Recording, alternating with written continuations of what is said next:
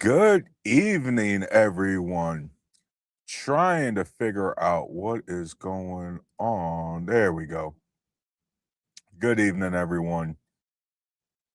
It's your boy Tyrus, the Warlock here. I'm already pissed off, guys, because as we're speaking, the Israeli Defense Force just released a video, probably like half an hour ago, dropped this mega bomb that was apparently banned in South Lebanon. Um, Talking about they was trying to aim for a specific facility. I really don't want to bring it up right now because they released a video and everything. Um, Again, directly from the IDF. Guys, go look for yourselves. It looks like that's a hell of a lot more than just a facility they struck. But anyway, we'll just try to, we're gonna do random updates throughout the pod like we always do. But overall, guys, good evening. How you doing? It's been crazy week. Um, every li- Everything's just been like, I know the heat wave, guys. I know it's hot as balls outside. Please, please make sure you are drinking water. All right. Please make sure you're drinking water. Um, we've already had a few casualties. I don't know why people are still trying to hike in the Grand Canyon. That don't make any sense, but okay. As y'all know, there's been about 1,000 deaths related to the heat wave in just in France alone, guys. And all of Europe, right, is experiencing a massive heat wave, right? It's really funny that with all like the shit talking going on, you would think, you would seriously think the deputy mayor of Paris has a lot more going on than to respond to a bunch of trolls on the internet, and then with the most brain dead take imaginable.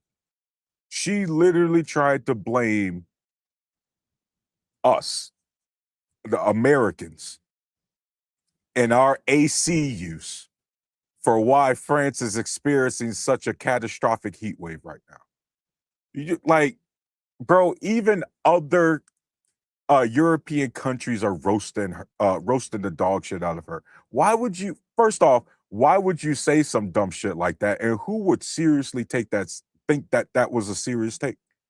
That is such a brain dead take. So us having our ACs going right now, that's the reason. That's the main reason why the heat wave is so catastrophic in France. Like, just shut up, lady. Like, you have so much other shit to worry about, and then to comment that, absolutely ridiculous, man. Um, Tucker Carlson recently announced that he was going to create a third party, right? So it seems like that's just the wave right now. Is everybody just trying to do their own party? Um, Remember, guys, Andrew Yang started his own party. That's not really going well. Started that like a few years ago. Trying to do this third party, and now Tucker Carlson, right? Because remember, he said he left the Republican Party a couple weeks ago, and now he's going to be. Oh, okay. Hey, man, look, I am not going to sit here and tell my fellow Americans that trying to create a third party and a third party wave is a waste of time because we really need some opposition. So, you know what, Tucker Carlson, if you think you can get some true, disciplined, traditional conservatives on your side, you go right ahead. You know what I mean? Good luck out there. Um, And you're gonna need a lot of luck because you're dealing with someone in Donald Trump, guys, who, just so everybody's up to speed of what just happened as well. Donald Trump declined to renew the USMCA, right? That was the trade deal that he signed in his first term, uh, between between us, Canada, and Mexico. Donald Trump is telling people and is saying to the media that he hates that trade deal. Dog, you fucking signed it. You're the one who negotiated this deal. And it's just, right? And y'all know we're already dealing with so much crap, guys. We're already dealing with so much of the trade war that we still haven't even that that we're still not handling correctly. And so now we got another trade war, and again, or another trade deal that we need to trust Trump to negotiate. Guys, y'all see how Iran's going? Do y'all really trust Trump? Really, guys, the art of the deal? You know what I mean? I just want to let y'all know this is the leader of the channel, who is a avid Trump supporter, trying to claim that I'm the one who voted for Trump. Please don't. Please don't. Uh, the Supreme Court rulings. Holy shit. Now, here I was thinking that some of the rulings, or if you took all the rulings together, right, it was maybe a mixed bag, right? There's some rulings you don't like, some rulings maybe you like, or you think go the right way. Like, for example, I don't know anybody who was expecting anything different from the birthright citizenship. First and foremost, I can't believe that a fucking executive order even found its way to the Supreme Court. That was some horseshit to begin with, to even get challenged like that. But everybody and their mama should have known it was not going to get struck down or repealed or anything like that. You're talking about a precedent that has been around for 150 years at least. Some of y'all's lineage watching this show and will be tuning into the future somewhere down the line required some sort of birthright citizenship. Some one of y'all ancestors was a fucking anchor baby, right? Because let's be clear, not everybody came here with origins from slavery or origins from the Mayflower, England. A lot of y'all uh were second, third, fourth wave immigrants, and there's a reason why guess what? You're only 20% German or 15% Swedish or 12% English, because you just as mixed up as everybody else, because somebody was an anchor baby down in your lineage as well. But I digress on that specific point. Overall, nobody should have been surprised that birthright citizenship wasn't going to get struck down. And I need everybody to understand, stop falling for any of this fear mongering that conservatives are yapping about, as far as like the pregnant women, again, the whole anchor baby and the pregnancy market or whatever the hell. Guys, they have been fear mongering about that nonsense, about that rare fringe shit for decades now. I need everybody to understand, nothing of our daily lives, as far as birthright citizenship, is going to has changed and will change. Okay, life is going to go on just fine. All right. Anybody trying to make a big deal out of that ruling specifically, like, stop it. I see the conservatives upset with the transgender, uh, the sports one, the transgendered bans. And here's why, guys. So the Supreme Court ruled, and that was a 5-4 ruling. So the birthright citizenship, guys, was 6-3. right? Was a 6-3 ruling. This one was a 5-4 ruling, I believe. And this one had to do with the fact that I think Idaho and another state, it might have been South Carolina, uh, they had put a ban on transgendered athletes, right? And so what the Supreme Court did was, right, affirm or uphold their rights as states to enforce that. The reason why conservatives are upset is because they thought the Supreme Court was going to take it a step further and put an entire ban on transgendered people in women's sports, and they didn't. So all they did was reaffirm the states have a right to choose their own laws. So guess what? If you live in a blue state, the transgendered laws or whatever is not something you got to worry about. In a red state, I guess that's something, you're going to be cool with. But guess what? That's part of the things that, right, culturally, state by state issues, right? State rights, as conservatives like. So they should like that ruling, despite the fact that they're somehow pissed off about it.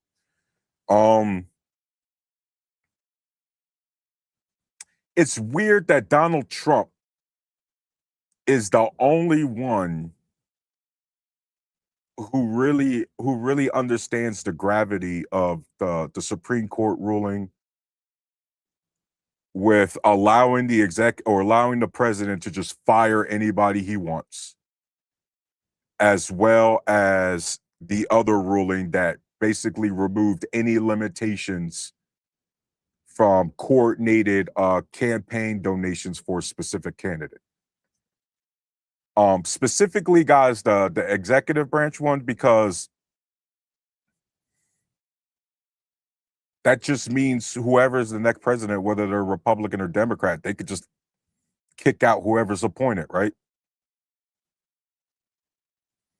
And all you're doing is just cheapening the authority of the office or the respect of the executive branch, right? If we could just fire people whenever we want, then what's the point of even doing a confirmation process? What's the point of doing all the hearings and everything? Andrew says some countries still have slavery in Middle East and Africa. Yes, and we need to put a stop to that. I don't know what that got to do with anything. Well, ladies, I hope you enjoyed your sports. Bro, stop the fear monger. Yeah, bro, the 0.002% of transgender athletes, bro. They're coming. Hey, ladies, they're coming for all y'all shit, bro. That 0.002% of the pop, they are coming to take all your shit.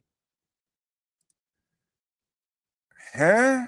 Reported for what? And bro, you still gave me a view. So hey, thanks, Brian, for supporting the show. Oh, that's what his previous comment was. This dude just be coming on random channels complaining about shit. Andrew, how are people gonna come on, dog? Like this is some being scared of your own shadow shit. Like, stop it, Andrew. It's too late for all that shit, bro. You know what I mean? It's too late in the evening, and it's too hot outside for all that nonsense right now, dog. Uh, but yeah, guys, it's just going to cheapen anything that the next president tries to do. But again, Trump is so concerned with short-term gains. He doesn't think about long-term anything because long-term anything doesn't concern him.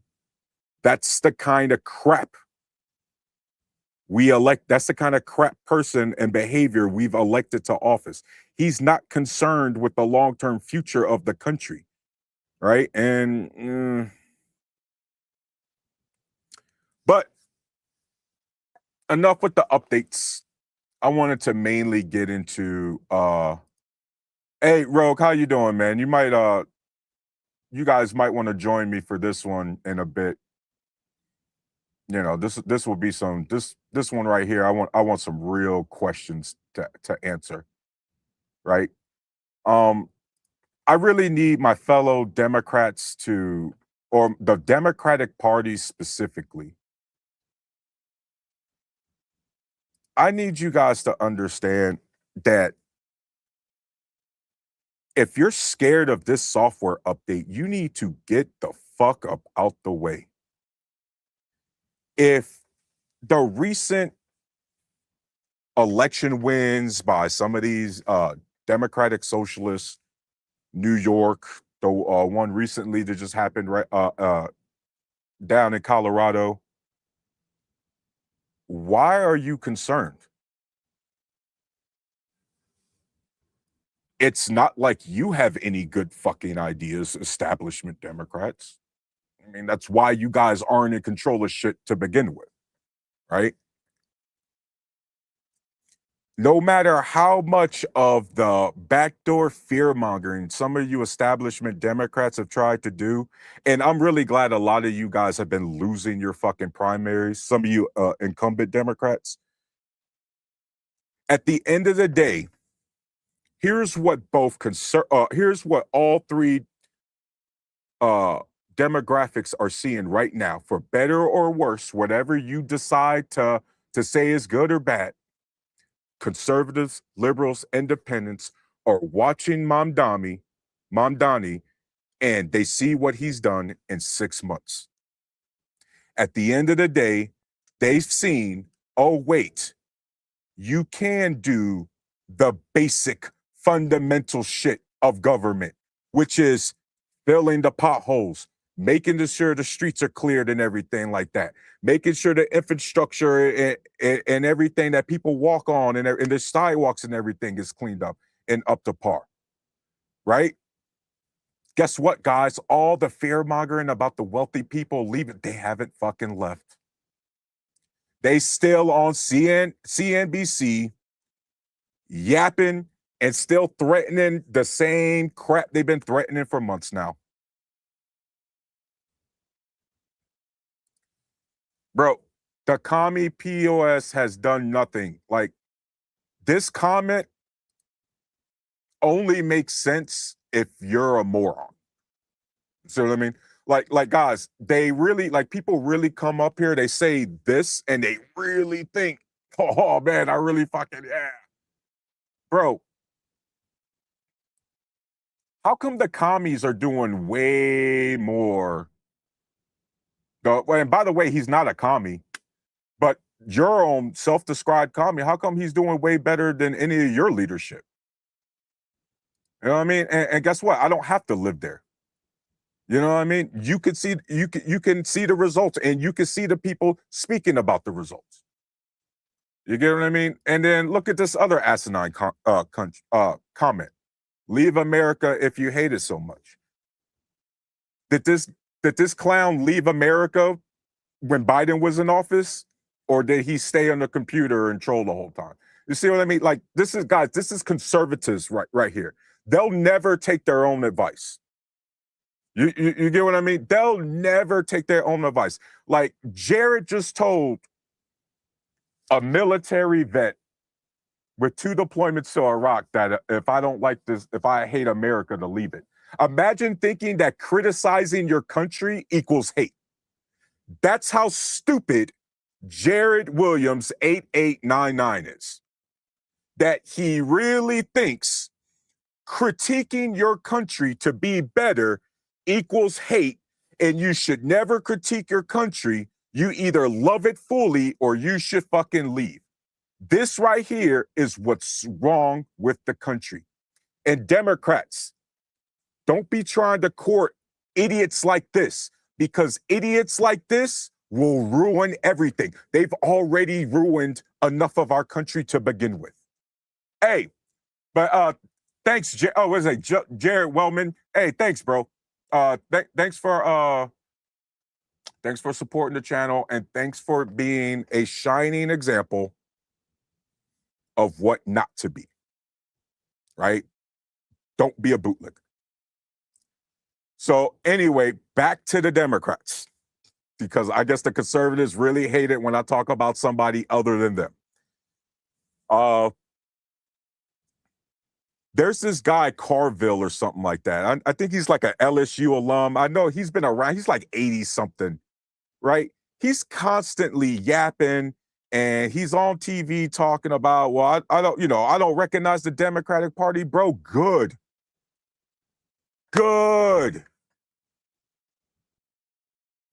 If you don't recognize the Democratic Party, good.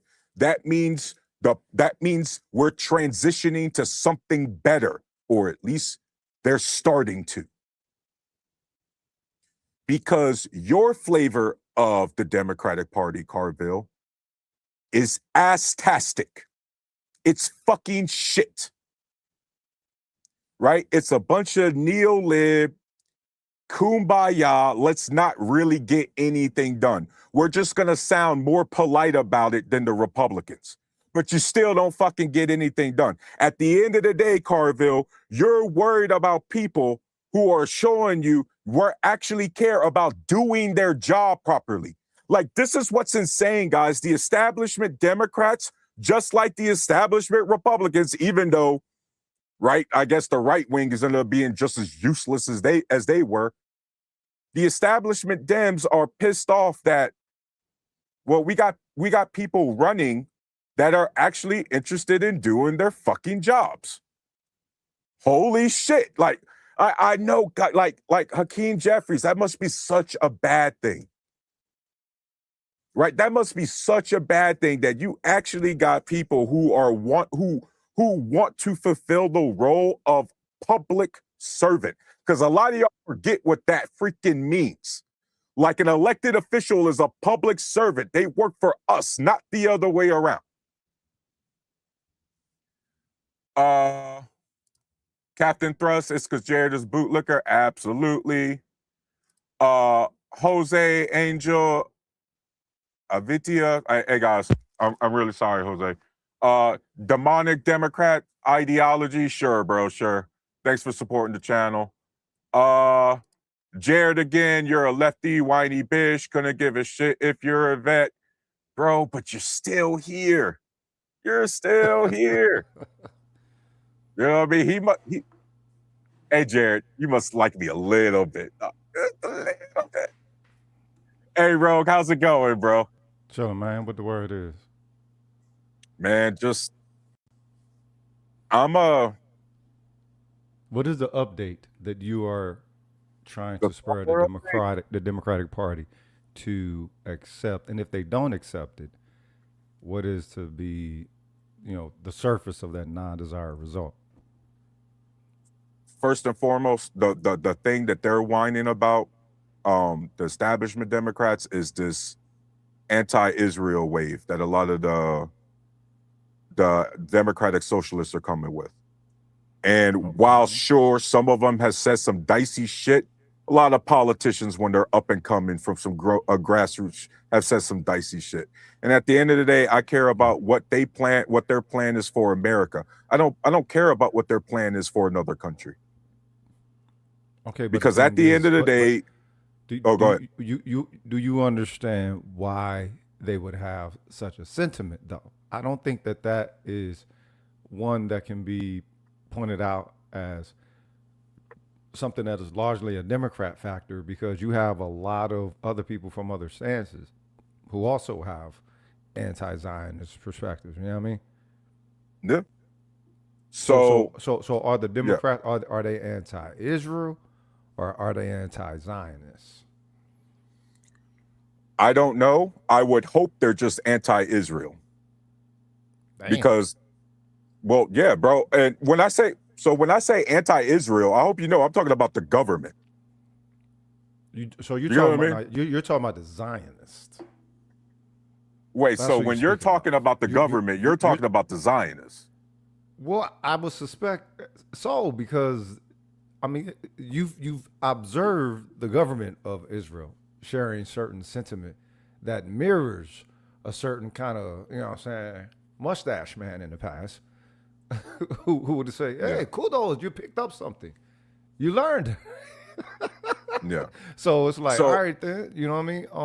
If that isn't, if that's not that If they're not, that's not a Zionist sentiment. You know, they've been doing that So, forever. So the thing is, they just went and Trump that's the with it. thing, Rogue. For me, they've been doing it forever, regardless of whether they're a Zionist or not in the Israeli government.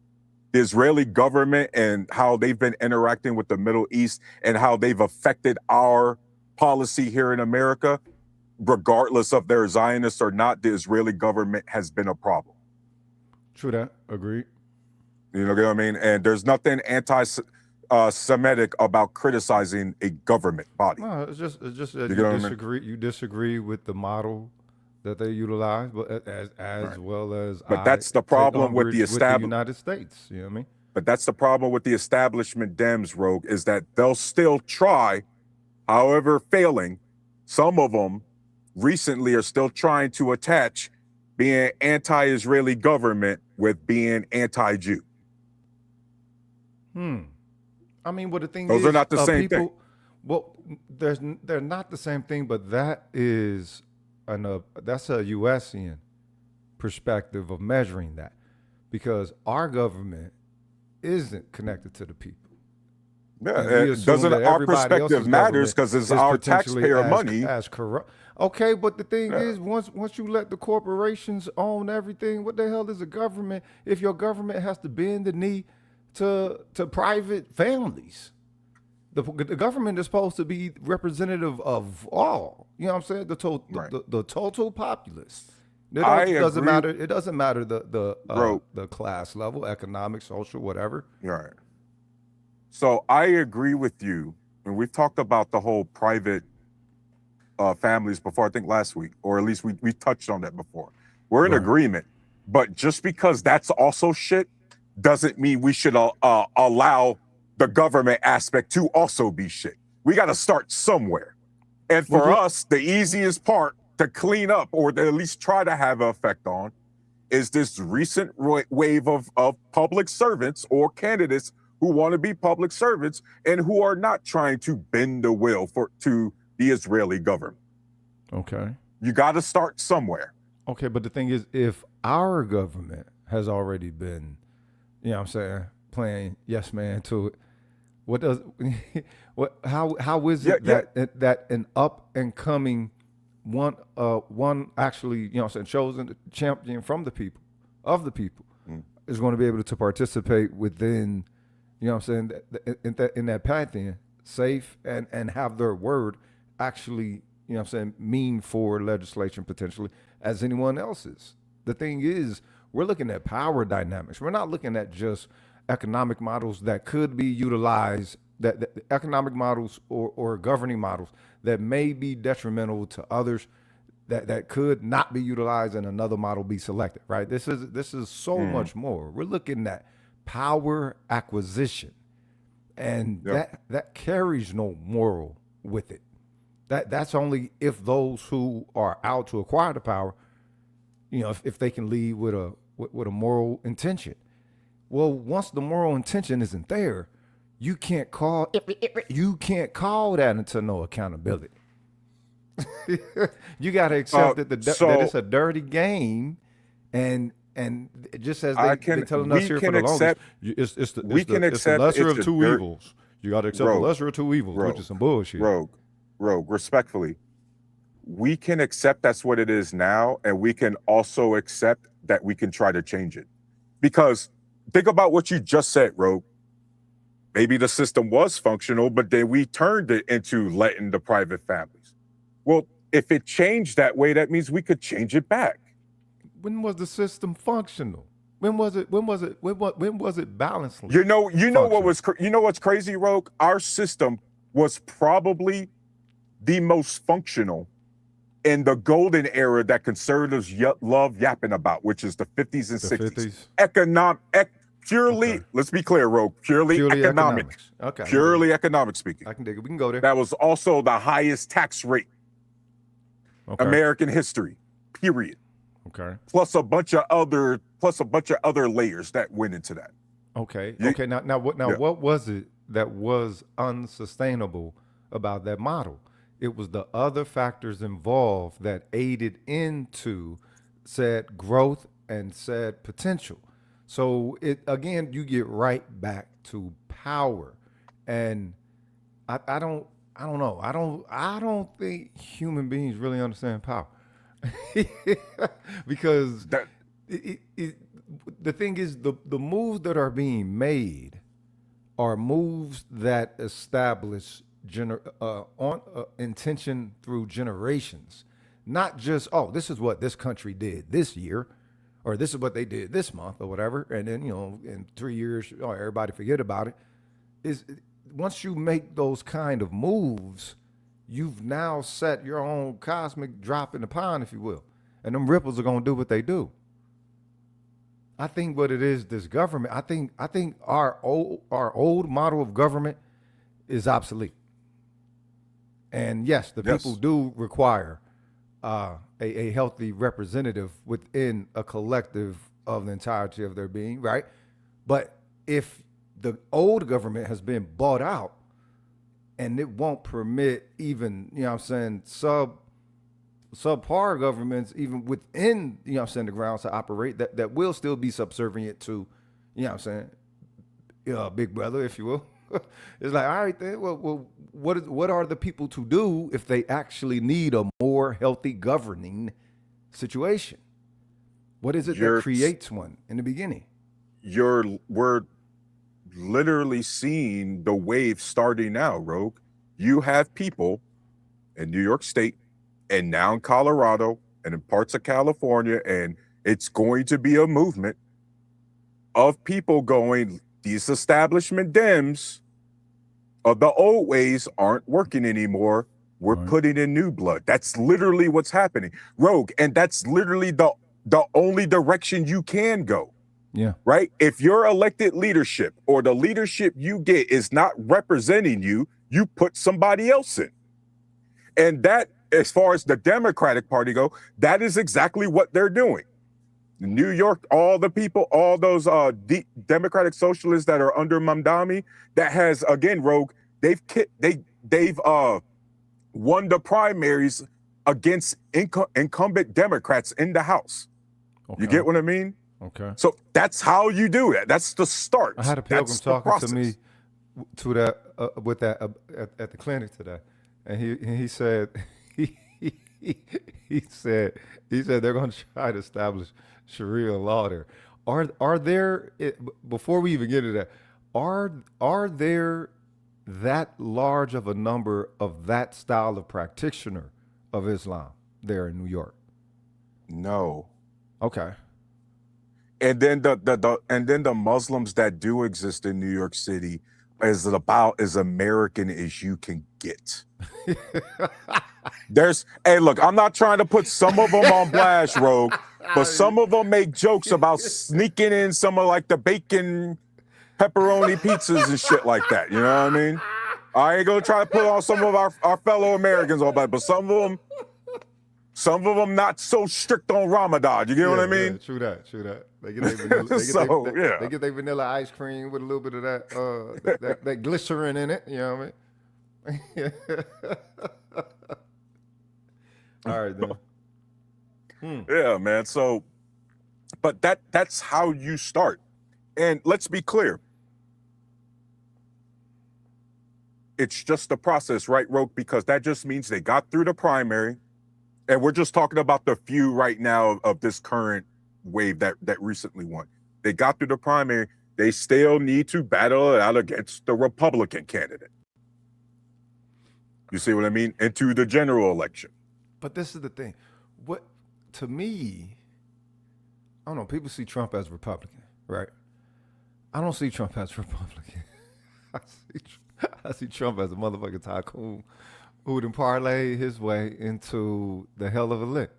Something that he probably believed that he was supposed to have already had maybe in his 20s or something like that.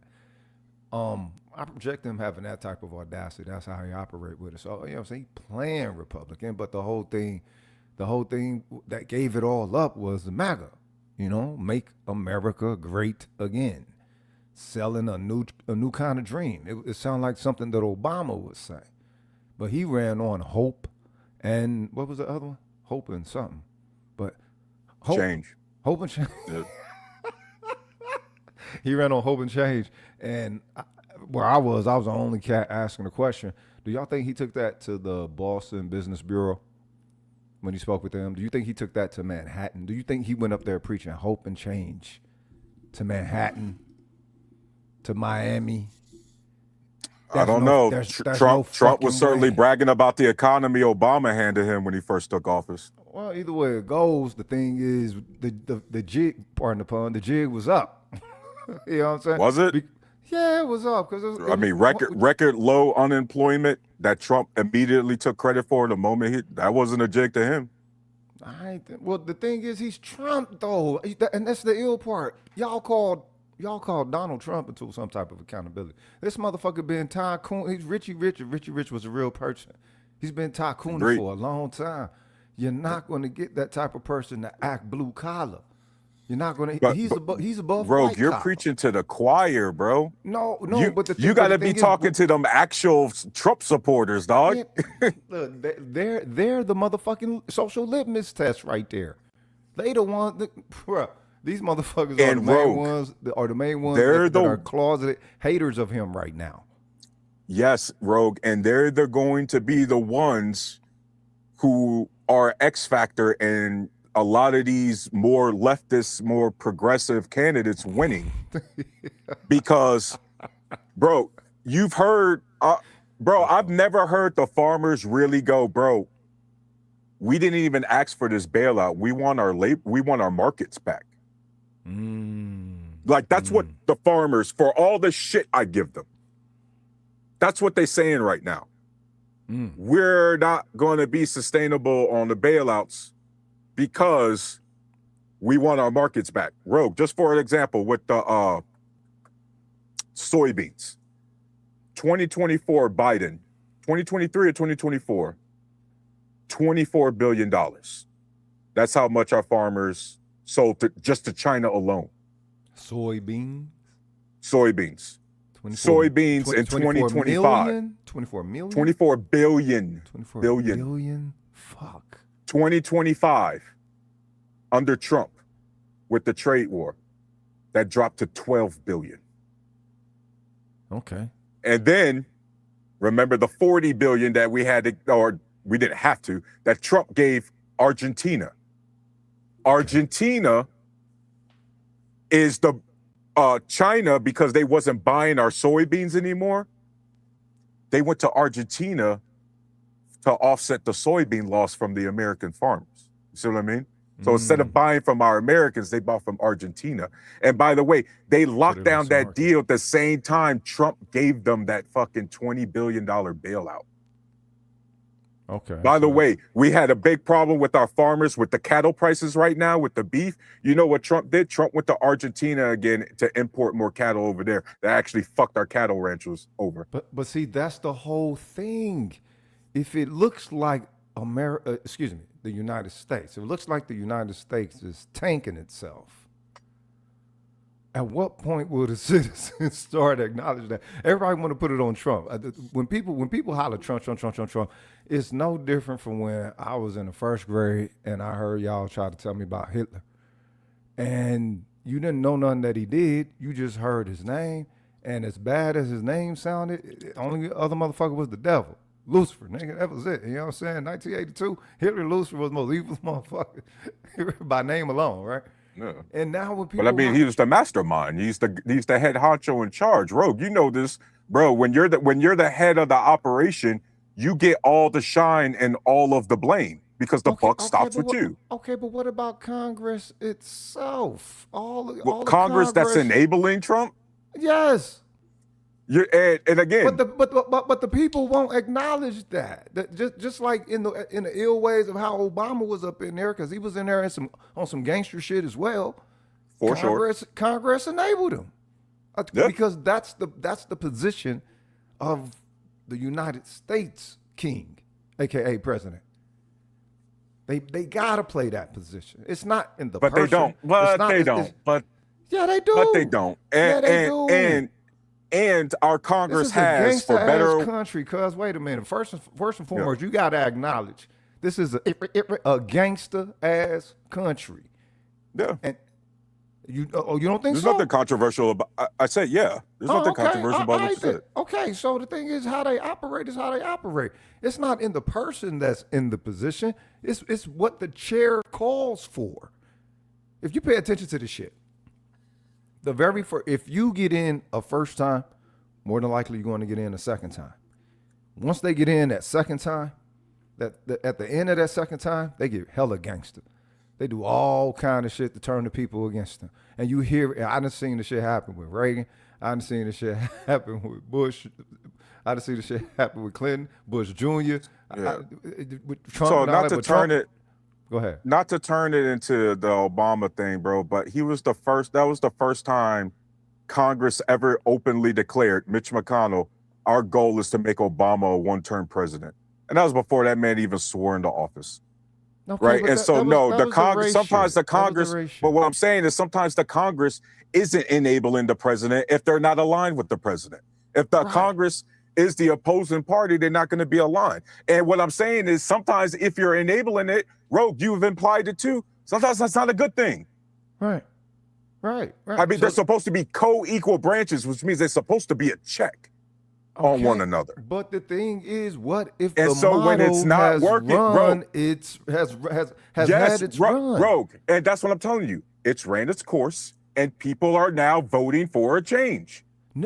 I'm talking the whole process. If you think that you can submit a vote and place it in that same model for it to work in ways that the other votes didn't, as the model continue to spoil and continue to falter and grow ever more because unconnected we don't identifying itself to its constituency. We don't live in a country where we can wipe the slate clean in one shot. I wish we can do that. We don't. So guess what, Rogue? The next best thing is you got to do it in waves. Let me use a different analogy, a different concept. Let's say you're a state, Rogue, and you're trying to get high-speed rail built in your state, right? Okay. Do you try to build the entire system at one go, or do you pick what state do you live in? Right now I'm in Texas. Or do you pick, let's say, Dallas to San Antonio or something, or Austin to Dallas, one of those connections, right? Right. Let's just pick one of the ways that is the most traveled way first. Okay. We pick this route first, and now everybody sees this railway works. Now we want one going to Houston. Now we want one going to San Antonio. Now, hey, man, can we get a regional one to fucking Wichita Falls or some shit like that? What about, hey, can we get a little stop at Lufkin? Yeah. You see what I mean? But guess what happens, Rogue, if you try to do it in one clean slate? You'll never get it done. You spread too thin, you never get it done, and now you got a bunch of people talking about, man, government can't do this shit. It's always ineffective. Well, that's because you're trying to do too fucking much. But people need to see, Rogue, that's basic psychology. People need to see it work. People need to see the change. And guess what? Even though it was one person in one city, however big New York City is, Rogue, even though it is still just one city in America, people saw somebody actually practice what they preach. Okay. Respect to that. And so you got a whole bunch of people who are like, yo, we like this guy. You know what? The system can work if we use it. The system, absolutely, Rogue, because guess what? So what are those factors in the system that is not permitting it to work by those lawful attendants and loyal citizens who are just looking to see if they can achieve a bit or a portion or a crumb of that dream that is purported is present? And have to deal with the sabotage at the same time. So you understand how conflicted one, can be with this. I understand, but again, it's just, it has to start somewhere. Yeah. Like seriously, like at this point, Rogue, I don't know what to tell you except it has to start somewhere. Because right now, what we have right now, we're both in agreement, it's not working. So the clear answer isn't to just let the system continue going as is, because it's not working. I mean, but now this is the caveat. The current ruling dynamic, they have no problem with the trajectory whatsoever, and any of the detrimental factors that what I'm saying, the lower sessions of titanium, what I'm saying, might be partaking of. I mean, for real, that's the whole thing. Is to me, it's not the issue with the government. The government's not the issue. Not even the ruling private sector, right? You know what I'm saying? The technocracy and all that. Not even them. The issue is that which connects the people to their society. There's something that's happened with that bond, which makes it not as synergistic, is that the word, that it was initially set up to be for the universality of it. You know what I'm saying? Like people are valuing reality first through their market barcode, not through, you know what I'm saying, the element of people, of just human. This society is going hyper commodified. The issue is that the value that people believe that they are perceiving or is presented to them is something that inevitably wanes them of that which they need to be able to be in accord with one another healthily. It's you know what I'm saying? It's turned into a fuck you pay me style of reality, especially for Western societies. Yep. And this one is showing all the signs of decay that the societies of the past displayed when they were on their way out the door. You can't not acknowledge that.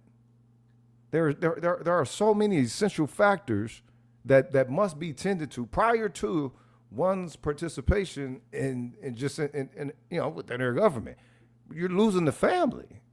You're losing the family. You pretty much losing the neighborhood. You got people losing themselves. What the fuck does it matter if the government operates under your political intention? You know what I'm saying, in a respectful and adequate representative, if the people themselves are being drowned out in the process. Hive-minded type shit. Mm-hmm. So people have saw, again, this country that I'm about to name is not perfect by any means. And right now, of course, I'm still going to choose America over China. But rogue. People are seeing that government can work. Oh, we can get roads built. We can't get actual trade deals signed. We can't get housing built. We can't get high-speed rail built, right? Yes, it comes with its problems, but one thing we're seeing, right, is that the basic role of government should not be controversial, rogue. Facts. Right?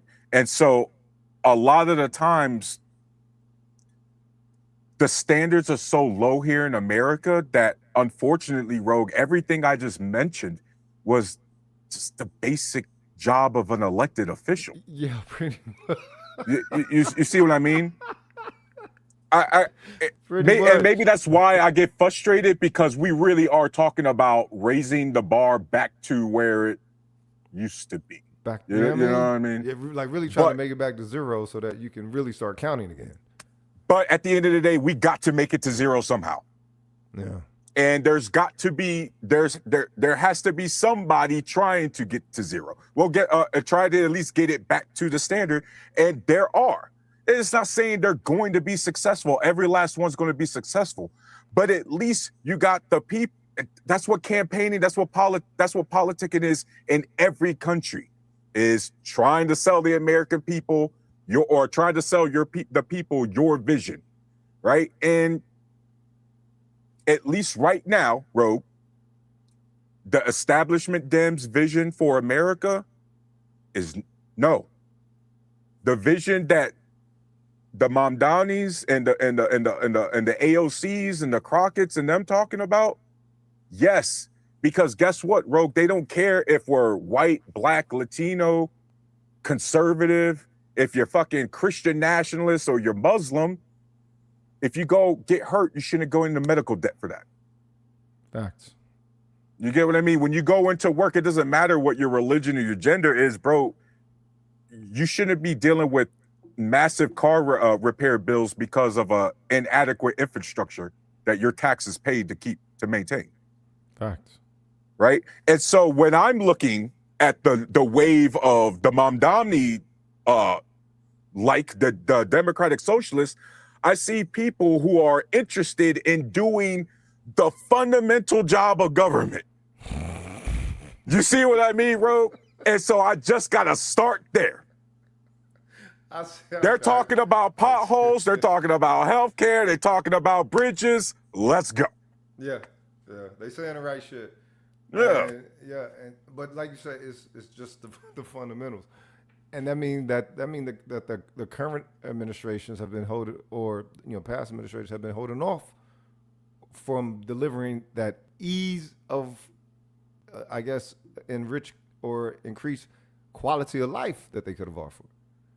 So for what? Just lining their pockets? So to me, if government, is mainly filled with motherfuckers who are lining their pockets more than anything. At what point do we, how are we measuring the efficacy of this? Just like you say, just that one step at a time.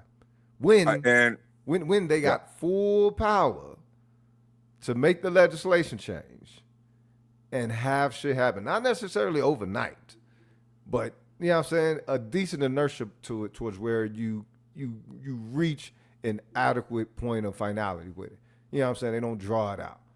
I don't know. This is what, Rogue, this is the part. Let me land with this. Yeah. Let me land with this. Yeah. My citizenry has always said they fucking with us. That's what my citizenry has always told me. You know what I'm saying? It don't feel like it's same class. It don't feel second class. It doesn't feel tertiary, quaternary, probably. Yeah. But yeah, it's I got a much harsher or much higher bar for what I consider a quality government, a quality ruling model. This is unto any society, not just America. I agree. I want to be clear here. I agree. But I also have to re-emphasize, we have to start somewhere. Right? Because I can't stress this enough, Rogue. The bare minimum of what any government official is supposed to do, regardless of party, is now a battle line. It's now controversial. You see what I mean? Like deterioration overall, though. I mean, shit, really. Yeah, it just like it and so yeah, bro. I wish I would love to take that next step and get to higher than just the standard, but right now we got to get to the standard.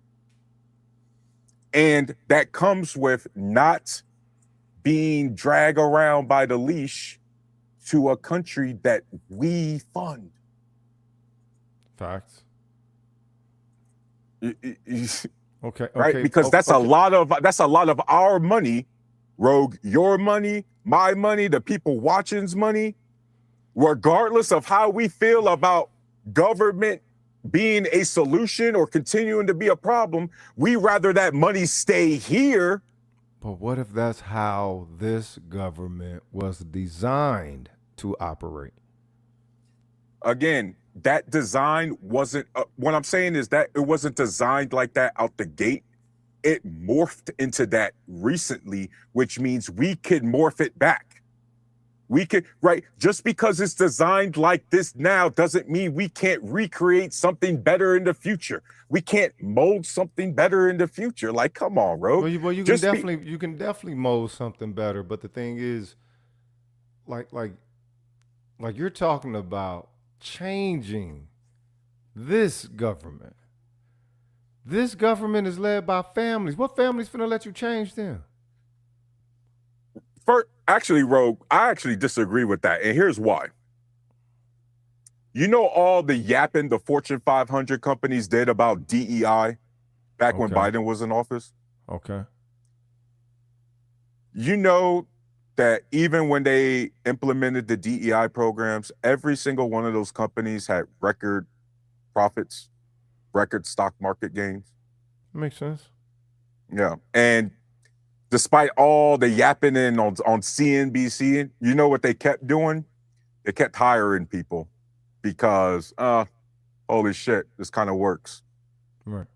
You see, wealthy people are going to complain no matter what, but the reality is, Rogue, the wealthy people are going to be wealthy no matter what the government policy is. Right. They got some of the highest taxes in countries like Germany, Norway, Denmark, Sweden. Rogue, you don't think there's wealthy people there? Definitely. You don't think the wealthy people found a way to stay wealthy there? Definitely. Yeah. You know what I mean? So you got to stop thinking about the poor elitists with their 3 yachts, bro. They're going to be just fine. Okay? They are going to be just fine. Look, I understand because at the end of the day, they need us. They need us for their consumerism in the first place. Yes, but that's the whole issue of why I brought up the whole valuing standard about 15 minutes ago. The issue between all of this is consumerism. It is consumerism. It has taken over as the reason for valuing for people.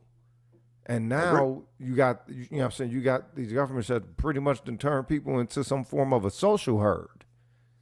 I agree. So it does, you know what I mean? So I'm very. So what you're getting at, Rogue, is what I'm telling you in the audience.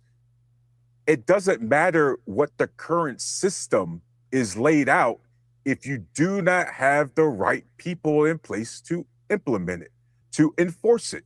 Then it doesn't matter how good your system is if you got a scumbag who finally gets in there and then doesn't practice what he preach. Your system's not good. Like your head coach, like Rogue, your head coach could have a perfect scheme, but at some point, as you've seen, a perfect scheme doesn't hide a terrible quarterback when it's time for a 2-minute drive. That shitty quarterback is still gonna lose you the game. You gotta have the right people. It takes 2 to tango. You gotta have the right appropriate system and the right people to enforce said system. Okay, that's the problem, bro. We're too imbalanced. Think any of this result of imbalance was desired by those who put the people in the position? Rogue, of course it was desired. And that's the thing. It's always going to be desired because power is always desirable by humans. That's why you have to try your best and pair it with other people who's going to put it in check. Because we know there's going to be the wealthy, the private families, and everything. But government is still a service to the many people, not to the elite. So you have to make sure you elect people, regardless if they're Republican or Democrat. You got to make sure that they're interested in serving the majority first, not whatever the wealthy is, regardless of party. But one of the problems with the system, and this is, or another problem, Rogue, is that the people that we have allowed to be elected officials and judges have also rigged the game in favor of the private people, private families, with things like the campaign contributions and shit like that. Yeah. Right? Because the system morphed into it being money is your vote.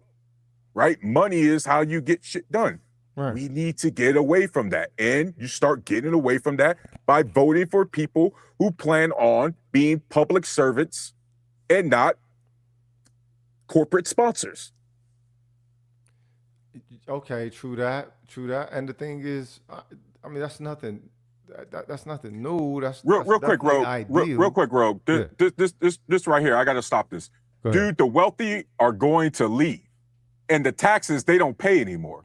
We, the working people, got to pay. Nothing's free, man. Money leaves, and it needs to be replaced. Hey, bro, did you tell your favorite corporate slave master that when he's taking taxpayer subsidies left and right?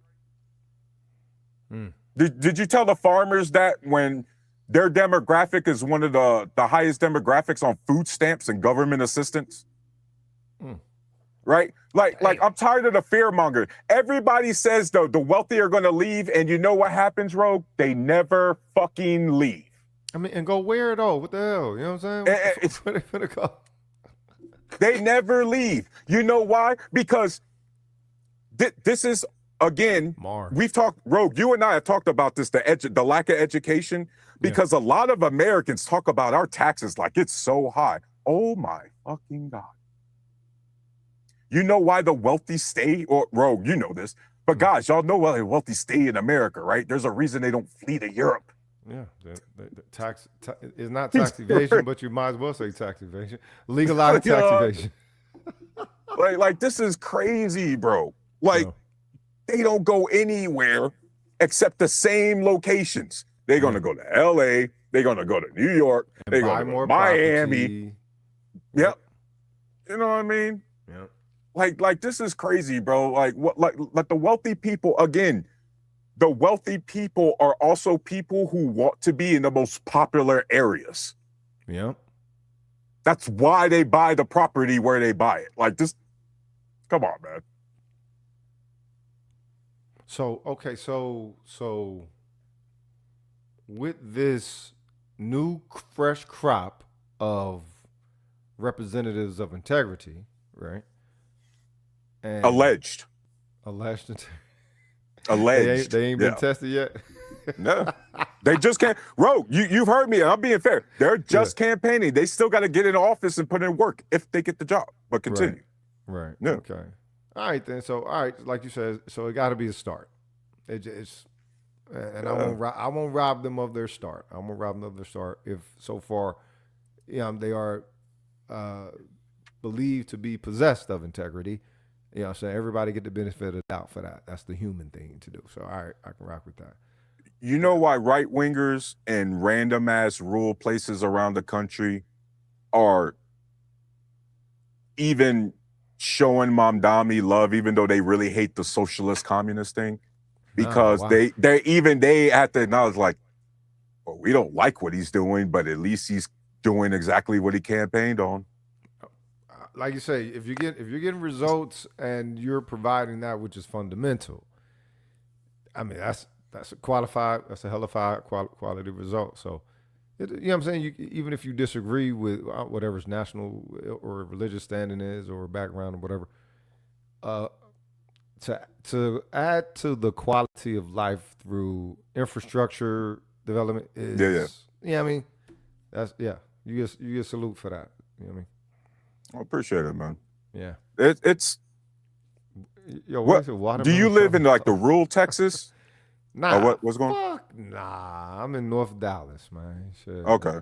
I'm here with them motherfuckers. You know what I mean? It's like a bunch of fucking people who drive Maseratis and them 4-door Porsches and Lamborghinis. And Dallas is so motherfucking pompous. North Dallas is a trip. But yeah, it was good.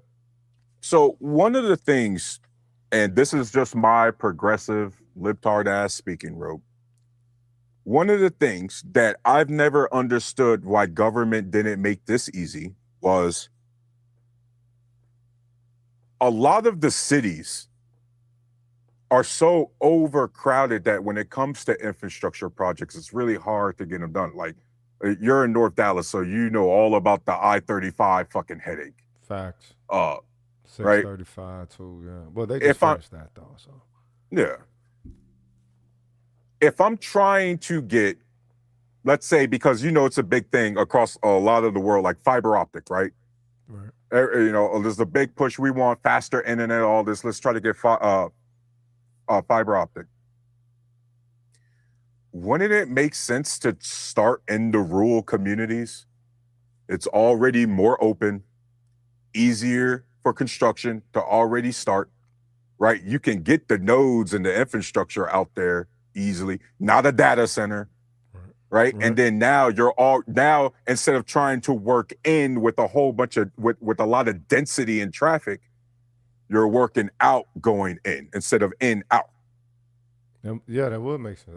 Yeah, that sounds effective. The thing is, would the rural area have a desire to be connected to such a degree, Yeah, or you know what I mean, yeah. or would the rural sector find it adequate with receiving what they could receive from a source from within the more dense population, you know, what I'm saying, within the inner city? Now, Bro, I yeah. understand that when it comes to, you know what I'm saying, laying out the groundwork and when it comes to the work, like it's better to have space, right? It's always better to have space and to have space to work, right? But the thing is I don't know. I think we project. I think we project what the value or what the worth setting is, or the value or the valuing style is for certain sectors of, you know what I'm saying, of society. I think we we project that we all share that, and I don't think that we do. Look, people in the rural areas, you know what you see when you go out there on everybody's rural area fucking property?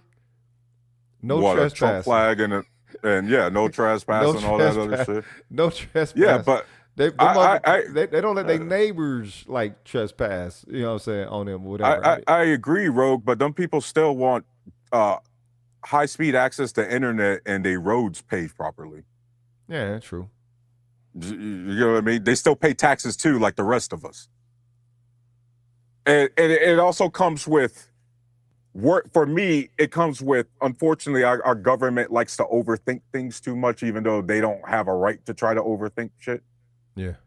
It's just working smarter, and then it also builds some sort of repertoire and builds community. Hey, we're gonna start in this area. It's already easy. We get these construction jobs and work our way inward. Especially because, again, the cities already get most of the development projects anyway. That's a good point.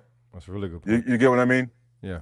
Now, like obviously we know why, more people, more taxes. So obviously that's going to be, but still, the rural people pay taxes too, and they're just as important.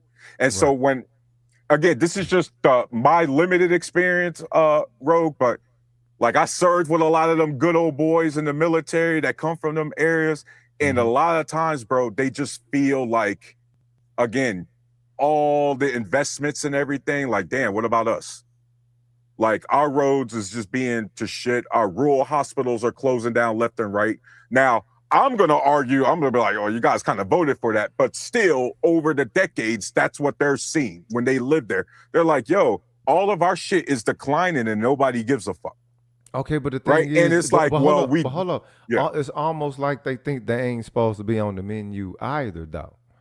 And you got, you know what I'm saying, Yeah. some sectors within society where they're consistently upon said menu. And if it's their time, it's their time. The thing is, again, it's the appetite that the system was given earlier. So you're not. I don't think you're changing that. I don't think you're changing it. I see it as a gangrene type of situation, not something that you could apply either, you know, some form of a solution to. And when I say solution, you know what I'm saying, let's say, you know, liquid base, if you will. You know what I'm saying? We're talking Yeah. anthropomorphized, if you will. You know, that tussin, you know what I mean? I don't, I just don't view this as that. And, you know what I'm saying, maybe I've been completely jaded or injaded over the years, you know what I'm saying, robbed of any hope, you know, hope, change, hope. I don't know. When Obama came out running on hope and change, man, that destroyed a lot of shit for me, because I was like, man, ain't no way this motherfucker running on hope and change with a name, with an African ass name, claiming to be from motherfucking Hawaii or some shit and Chicago. You know what I'm saying? See, bro, I'm an Obama fan, bro.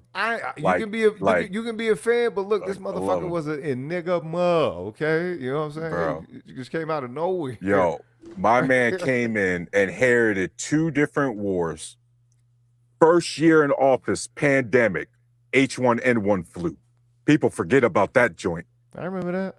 Still still found a way to get to recover us out of that nasty recession. The Iran nuclear deal had all the respect of our allies, even our enemies was fucking praising us for that deal. Like there's a lot of things. Again, I've mentioned like Obama and the drones or Obama and Libya. Like, I'm balanced, bro. I could say negative things about my party and the people that represent.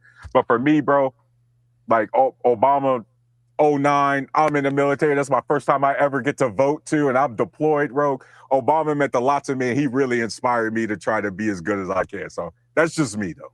You get what I mean? I get why people felt that way with Trump. The symbolism, why did people feel that way with Trump? The issue is that they didn't. They had to make themselves feel that way with Trump, like a motherfucking bad song on the radio that you never make yourself like. People wasn't. There's a lot, bro. There's a lot of them dudes. Like them motherfuckers really saw themselves in Trump, until bro. they called him racist. Grab women by the pussy.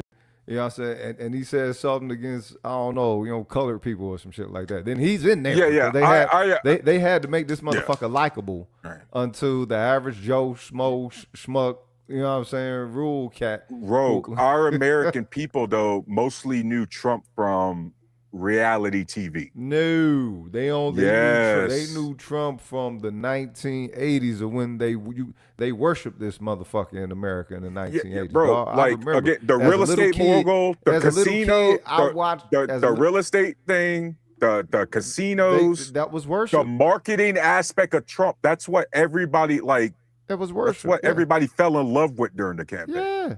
And that was worship. They worshiped this motherfucker. And then the fact that, okay, he could potentially be the president, it's like, it only makes sense to me. I always thought the motherfucker was supposed to be the president in the 80s. I figured, you know what? He must be their king of greed. Because every time this motherfucker come up, they showcasing his name. They showcasing they showcasing his business acumen and all the rest of this shit. And now, hold up. 40 years later, everybody hate this motherfucker. It's like, wait a minute, y'all worshipped and loved this motherfucker 40 years before. Now y'all hate him. What y'all hate him for now? Motherfuckers, people, everybody. Well, I mean, just because you like somebody as a private citizen doesn't mean you like them to be your elected leader. Those aren't relatable whatsoever. Okay, but what? Hold on. That doesn't track, bro. What you mean they don't trap? It does trap because white people was losing faith in the murder Klan. So you can't change your opinion about somebody. Just like black people was losing faith, and that's why they threw Obama in there. Or colored people was losing faith, and they threw Obama in there. And white people was losing it after Obama. They said, you know what? We need to wash this motherfucking Obama taste out our mouth. So they threw the motherfucking Trump, make America great again, and gave them a ploy. I disagree with that because Obama actually won his re-election campaign. Like, despite all the crap that was being said about him again. Once they show that they'll play you don't have to use them again. Yeah, you don't have to. No, you don't. You don't. There's no way that they got the full utility out of Obama with one motherfucking go round. There's no way. There's way too much of him that you could utilize elsewhere within the world to spend social equity, celebrity, you know what I'm saying, the fact that he has, charisma and all that, the fact that he's the first black president, all that shit, right? Man, they could parlay that shit. So you ain't gonna do that in no motherfucking 4 years. I mean, I guess they could, but at the end of the day, Obama did do a great job with getting us out of recession and handing Trump the greatest economy that he constantly fucking bragged about his first year in office. So apparently everything wasn't that bad, right? And so, but that's what I'm saying. Like to bring it back to the original point, especially with the rural voters, Rogue. These guys are seeing that yo, this dude really, I hate that it took him this long. I really hate that it took him this long to realize that Trump is absolutely shit. But a lot of them are starting to realize that Trump is absolutely shit. Bro, you should see some of these real people's reaction to the report just now about Trump's crypto disclosure. Yo, how much? 1.6 billion. 1.6 Yo, he came up 20 billion. billion. He came up pretty much 20 to 30 billion to the whole time, if you count what his children has also amassed as well. About around 30 billion. You know what I'm saying? Just for that name, for the Trump name. Oh, and yeah, and this motherfucker's a tycoon. And that's what's crazy is it's already bad enough the Trump family, but at least you could be like, oh, okay, the Trump family. It's not Trump. No, under his specific disclosure, 1.6 billion. Donald Trump specifically. You get what I mean? It's like, well, fuck. I have it. I'm the best. I'm the greatest that there is. No, none of you. And then there was the other disclosure that just dropped today or yesterday, Rogue. Oh shit. He had like a $500 million loan from like Charles Schwab or some shit that he took out last year while he was president. I'm not surprised. And it's like a revolving credit that you can always keep. It's just like, and of course, but the thing is, you can't be surprised at him because the thing is, he's always been this kind of cat. But that's why you don't enable those kind of cats. See, that's my problem with the American people, because, Rogue, that's not the system's fault. That's ours as a collective's fault. Yeah. We saw this scumbag, what he was up to the first time. And yet, guess what we did? But if he get in the first time, he said no more wars. He gotta say that. They all gotta say no more war. Cause look, you gotta understand something. That's not what MAGA said. MAGA said he was different, Rogue. Yeah, okay, but the thing is, they needed a motherfucking savior. And that's who he was to them. Look, they needed these motherfuckers to agree with him. They didn't trust Trump. None of MAGA trusted Trump right off the bat like that. They had to be made to trust Trump. So the whole thing is make America great again. It's like, all right, you could have said something. They fell in love with his ass the moment he came down the golden escalators. Stop it, bro. But they were gamed because he's white. They needed to use his whiteness against them, and have these white people to trust in their last bit of white hope for the American dream while they sell this motherfucker from up underneath their feet. The thing is, there are 220 million, if not more, here. They need to be duped more than any other demographic here in order for all of this shifting to take place. And we are trying to discombobulate their asses. You see, this is, at the end of the day, you got to start somewhere, Rogue. I got to present the evidence that says, and again, they're seeing the evidence all for themselves too. But you see a lot of people come up here and I present to them the evidence that says, hey, this guy is, again, a con man, like we kind of already told you he's a fucking con man. The argument was, well, the Democrats aren't better. Well, guess what? We got non-establishment Democrats trying to do something. Right? And I'm not saying you got to embrace it with open arms, but what I am saying is that it's clear by the people, Rogue, that the people are tired of the establishment. Mm-hmm. They want to see some change, and they're clearly going with a party, or at least the wing of the party, that has some level of success in actually changing. Right? Because this is what you'll also hear MAGA talking about. For the longest, you heard MAGA say Trump was the greatest president because of the things he was talking about and highlighting and things he was trying to do. And now you hear MAGA more and more sick of that because they're sick of him trying to do something or just yapping about it on Truth Social. Doesn't actually get a lot of things done. He half-asses a lot of things.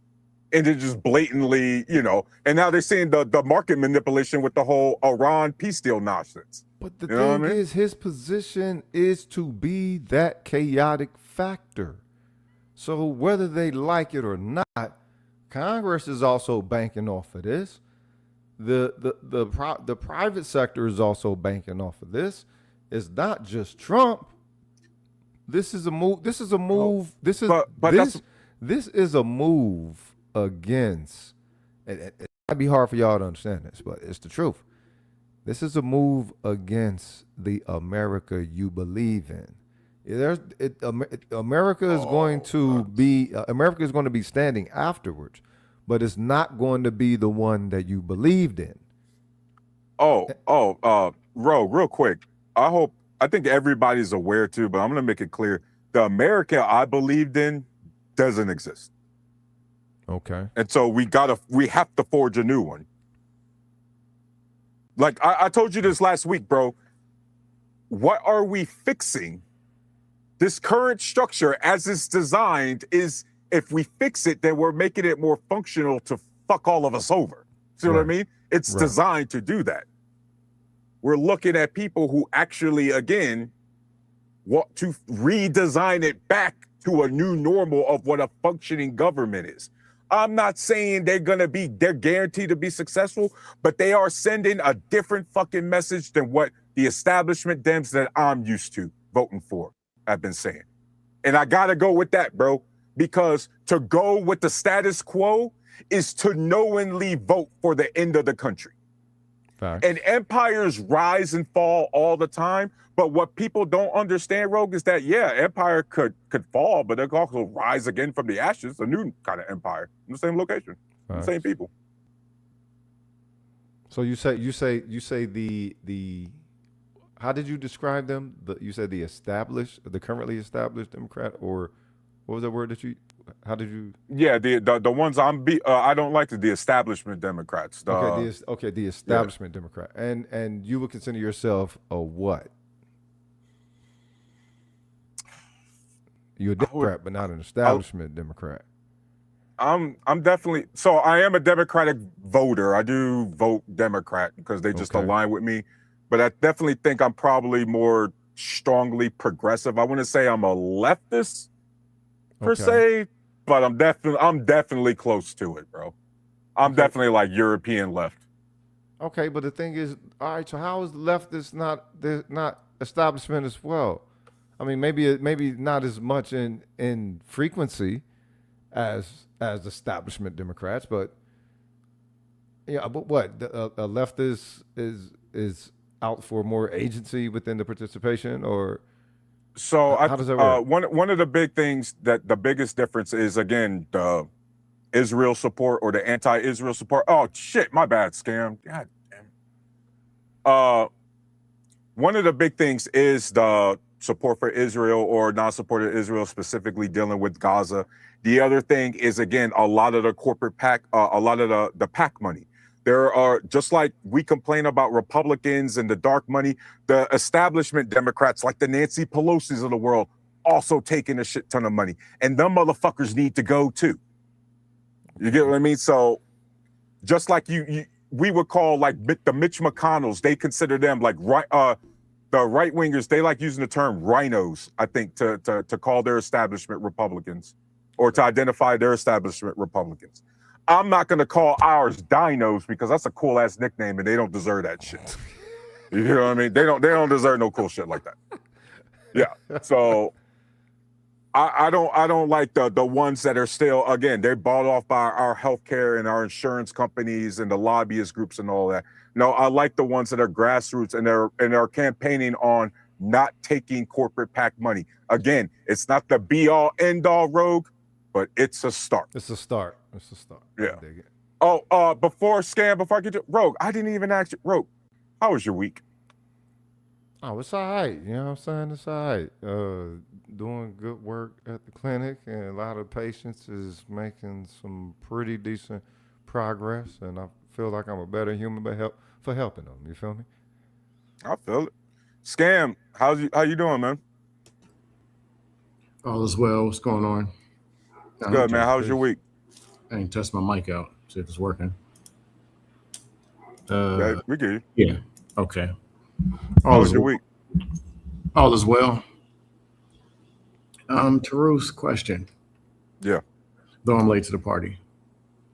Do you ever look at candidates, city, state, local, um, federal, national, president, senate, and have a belief that this person put a suit on, ironed their clothes to go and do something for you, your family, or to the people?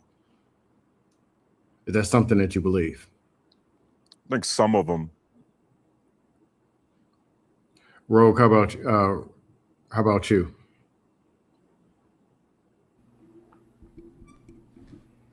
My apologies. I was giving you the flow, fam. Repeat your question, brother. Do you believe that politicians, city, state, local, federal, senate, house, any judges, take the time, iron their suit, get up and say, I'm here and I'm going to do something. I'm going to do something for you. I do not. The red ones, the I've blue tried. ones, I've the tried. clear, the independent, purple, any of them. Do you believe Independent. that some do, some don't? I would say the independent. Most of those who I've observed of the independent, they they tend to take to have they tend to have an air of respectability about them and integrity. And when they speak on the factors that they're there to represent, you do get an objectivity from them. You receive that from them. And that's what you're supposed to receive from either of the other two parties, even though they are for, you know what I'm saying, a main constituency, if you will. No, that's my only question for now. What? No, that's my only question because I see people get so wrapped up in this one versus that one, this one versus that one. It's like a Bro, point is a point, and one has a small thing they may do, but these people do not represent. I am here to do what's best for you. I just don't believe it. And this is a repeated thing. Some people claim Democrat, claim this, and I claim, and how come you're not one of us and holding it and wearing like it's not for you. no. It's not. I mean, but I think what it is, Yeah. I think what it, Oh, I think what it is, scam. You see people setting up um, like alignments as opposed to utility, because what I'm saying, politics is supposed to be for utility for the ultimately utility of the people. If and that's what I see. I see people aligning themselves with parties and giving a certain kind of loyalty there, as opposed to a citizen's utility of, said party that are available for you. People bang their parties like gangs. But that and, party and is and not that's exactly what shouldn't be happening. You know what I mean? okay. Y'all get what I'm saying? They're banging a Yeah. party, and that party is not for you, your family. No matter who, we can show you 58 policies that are actually against the very thing that you may be signing up for. And on the other side, it might be 47. But when you bang one side, you still took 47 or 58 L's and signed up for them. So it's not like it's 100-0 over here. They're problems, and they're going to affect you as you're signing it. That's all I'm saying. Yeah. I just don't get And why banging or representing parties as if they represent the people. yeah, so for those people and scam, I think you've heard both of us probably imply like, the fanatics or motherfuckers walking around with the gear on it. Like, stop it. Yeah, that's not. It If doesn't if you're represent. if you're turning this into a team sport, we've already lost the plot. Which, as y'all know, we've lost the plot quite some time ago. Um, that being said, one of the ways, scam, to do that properly is to vote for public servants, not celebrities. Right? So if I'm voting for somebody who is talking about boring ass government paperwork shit, that's the kind of person that is more likely going to pass policies that positively affect the majority. Whereas if I'm passing policies under the guise of pro-growth, pro-business, and it tends to kind of only enforce the current monopolies that we're seeing today. You get what I mean? At some point, because scam, if you take both politicians, we all know we can't trust them, or we shouldn't. But until one of them gets in the job, we have to rank them by something. You know what I mean? That's a problem, but yeah, I'll put it this way. I was arguing with a super blue person. They were talking about how qualified Kamala Harris was. She's her degrees and she did this and experience, and this is like, look, yeah, she couldn't win. You talk about the celebrity part. It doesn't matter if you can't win the votes. If you can't win the votes, you're not a qualified candidate, because you're going to lose, and it doesn't matter what policies and all this stuff that you can do, because you're never going to get to do it. Yeah, Meaning, get a candidate that can first win. Yeah, first thing you got to do is win. Then you start doing what it is you say you're doing, which I don't believe they're going to do anyway. But we've been okay. See, now you came in late, Scam, because that's what we've been talking about. But that's what we've been talking about the entire time, Scam. I know that's why you mentioned you came in late, because that's what I was mentioning with the establishment Dems and their shit, because they've seen the Mamdanis of the world actually come in and practice what they preach. Even if they don't like the policy that he's passing, the things he campaigned on is the things he's accomplishing. Wait. And then so you're seeing the other way. Is he an archetype yet? You said the Mamdanis, as if he's already an archetype. Is he an archetype yet? Yeah. Okay. If it's 2028 and you're pushing Mamdani, he has to get a running mate. No, I can't put Mamdani can't run for president. By the way. Oh, okay. Yeah. No, I'm talking about again. We've seen the Mamdanis in New York, who are democratic socialists, actually do what they say they were going to do.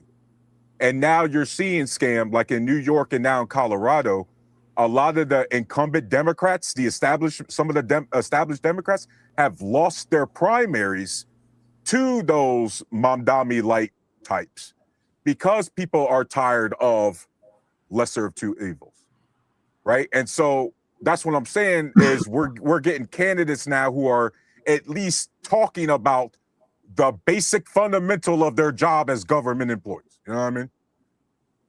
I get what you're saying. Yeah. And so it's like, again, we already know the proof's in the pudding, bro. Once you get the job, you actually got to perform. We all know you're going to be in the tank for someone, but did you pass enough policies where people are like, okay. Right? Like Scam, you've been alive long enough to know what, at least if the government's functioning at a certain time, people will be like, okay. But the moment shit's going south and then the government's not functioning right, everybody's all up in their shit. I would like a country, Scam, where we always keep our foot up government's ass. But I know we don't live in a country where our population wants to do that. So I got to try to get enough people that want to keep their foot up government's ass. Then I got to get the right kind of people that view themselves as public servants first and not cheerleaders for our corporate slave masters. Well, when you say foot up that ass, there are some of these countries that did that, and they used more than a foot. And they ain't running the way you may think. I don't know if you're well traveled, you're military. Be careful what you ask for. So I'm not talking about scams. Respectfully, I know exactly what you're talking about, and I am not implying that. What I mean, when I'm saying foot up ass, I mean paying attention so that we're not electing crypto bros into the Oval Office. You know what I mean? That's what I mean, foot up ass. Hey, our basic job as a public servant, like I was talking with Rogue earlier, roads and bridges, maintaining, keeping up to date our infrastructure, education system, healthcare, right? Basic role, right? So before we even get, unfortunately, before we even get to the high standard shit of what our elected officials should be, I'm looking at the people right now, Scam, who are at least talking about the fundamentals. I think a problem is, I think it was Jay Speed told me this. I think I even said this a few weeks ago. If the military said no, you would see dramatic change. If police in one city said no, you would see change. You would see change, and you would see it in 48 hours or less. When people won't say no, and people are willing to say yeah, and I think Rogish talk. No, me and him disagree on 99% of everything. When people are willing to say yes, and even to the point where they buy into the system, and it's fear-based, the answer will always just be yes to whatever and whoever's in power. And unfortunately, it's systematic. But that means that the people who may believe that they understand People power are not the power because they don't know the power. Oh, go ahead. You say, no, go ahead, finish. I think you're just finna pick up what I put down. Go ahead. Yeah, we're probably about to say the same thing. Yeah. The people are the power, but if they don't utilize it, they're not the power. Right. If it's one person said we're going left and 100 people just following along, the people aren't the power. But if they're saying, hey, bro, no. And if you say something else, we're going to steal off on you. That's a little bit different. Yeah. Everybody's going right. Or, hey, man, we want to talk. We want to talk right now. That's a little bit different. We're not showing up. We're not showing up to work. We're not buying this. But the answer being no. So what has to be the receptivity for that aggregate that lets themselves view it from that metric? You know what I'm saying? Because good question. It's just a matter. If it's a matter of a different kind of response, I guess, you know, the parties that go along with it and the parties that don't want to go along with it, they both want the same thing. It's just a matter of method, of selection of whatever you're given. If you're going to accept it, basically, you know what I mean? You know, you're offered, and do you accept? Me personally, I've never found I've always desired more. It's like, all right, you know, whatever the system's willing to give you, it's like, it's not enough. It's not enough because, you know what I'm saying? Because I know you can do more. And so when the system doesn't do more, it's like, where does the faith in the system comes from? When you know that I think was it Georgia? They just passed Don't Hate the Hindu bill somewhere in Georgia, or maybe, you know what I'm saying?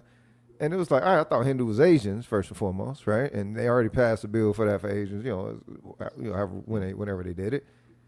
And it's like, you know what I'm saying? The legislation can happen like that, meaning a quality shift for, I guess, a group, an aggregate, a constituency, or whatever. Why not? Why not enact said style of ease of working for those that you say that you represent? The thing is, who are the people to those that they're supposed to be representing? They're supposed to be representing them, if not a constituency. They can't just be a vote, can they? Unfortunately, you and Teruse can go run. Teruse says, look, man, I hate women, and I'm going to run on that. And you say, I hate men and I hate dogs. And that's the only two options. And if the people are willing to accept it, because at the end of the day, Teruse is offering free air conditioning bills. Americans are very comfortable until they're not. Or that line of comfort, not comfort, it's not really that much. They still have work in AC. They still have 3 and 4 meals, 5, 6 meals, looking how fat they are. Right. It's different if you go somewhere else when it's their livelihood or them seeing their family or not. Jay Speed told me this. He said there's nothing you can do when people are fed up enough. When people reach breaking point, they don't care about laws. They don't care about nothing. But what if that breaking point has been socially conditioned out of them? Like as what you were speaking of earlier, what I like to call the guillotine ethos. I don't think the people are even, you know what I'm saying, of that type of caliber even anymore. You are correct. Because at the end of the day, I can go home and I can watch cartoons, play PlayStation, eat 3 meals. Or you can take somebody and say, hey man, I'm gonna give you a new car. That 2015, we're gonna upgrade you to a new one. And they'll throw everything away and drive that car and just be happy. Like that line, because people are very comfortable. Yeah. I also think, guys, we're dealing with the fundamental fact that we have 350 million people in this country. You can easily break this country up into like 5 different countries, right? That's how culturally different we are, just based on differences that we have just based on geography alone, right? And so it's inherently difficult to get that many people on the same page. And so one of the things, guys, I guess it shouldn't have to be said out loud, but we're not going to get everything we want, right? There is a point where, again, government is supposed to only do so much, right? Because as much as I can talk about fixing the roads and bridges rogue, I still need my individual Americans to not drink and drive, dog. Right. You see what I mean? Like, there's still agency you got to take. As much as I could talk about, like, healthcare and everything, healthcare and all that, I still need my fellow Americans to make sure they're going and being productive. But and also making sure the corporations aren't ruining that. What if part of that erosion is an erosion of understanding their civic standing that they're obligated to, especially if they want to say that they're connected to a constitution and all this shit? It's like, all right, what does it mean to be a citizen? And that goes into our education that we was talking about already, Rogue, and we talked about last week. Our country, we as Americans don't learn the same things about the country we share. We have so many different ideas of what this country is and isn't. And so many people, unfortunately, Rogue, prove that they don't understand how this country works. They don't understand the 3 branches of government and how they're supposed to be co-equal branches and checks on one another. They don't understand the Congress, the difference between the House and the Senate. They don't understand a lot of the committees or the subcommittees we have, right? And that's because we're not learning the same things. That's one of the issues that our elected or that people that are trying to be public servants need to be bringing up, right? A homogenous nation and living the dream. Powering what government does in all actuality is power the American experience. But what the people do is try to live the American. What do you mean by power the American experience? What do you mean? Because maybe that's why the people don't pay attention. It's because they're too caught up in the dream. And in the dream, no different than any foreigner that wishes to come to America, it's a lifestyle that they've, you know what I'm saying, that they are willing to buy into or believe into, if you will. And in that erodes one's objective civic standing that they're supposed to have because they're too busy partaking of all of the convenience, getting drunk on consumerism as easily as you can do here.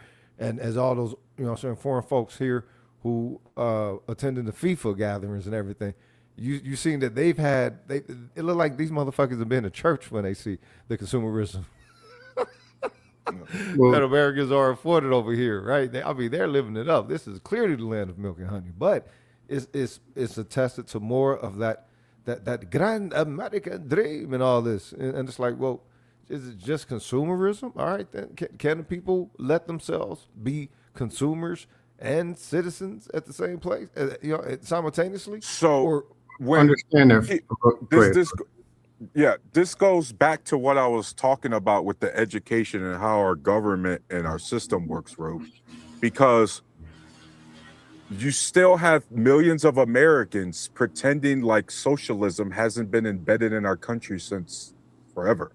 It's We've fake. always like our economy, especially, has always been a mixed economy. We've always had aspects of both capitalism and socialism. It's always been intertwined with each other. It's go ahead, Scam. I was going to say a socialistic capitalism. Capitalism dominates. When someone's uncomfortable, they run to socialism, or they program people to believe there's a socialism that doesn't exist and it's under capitalism.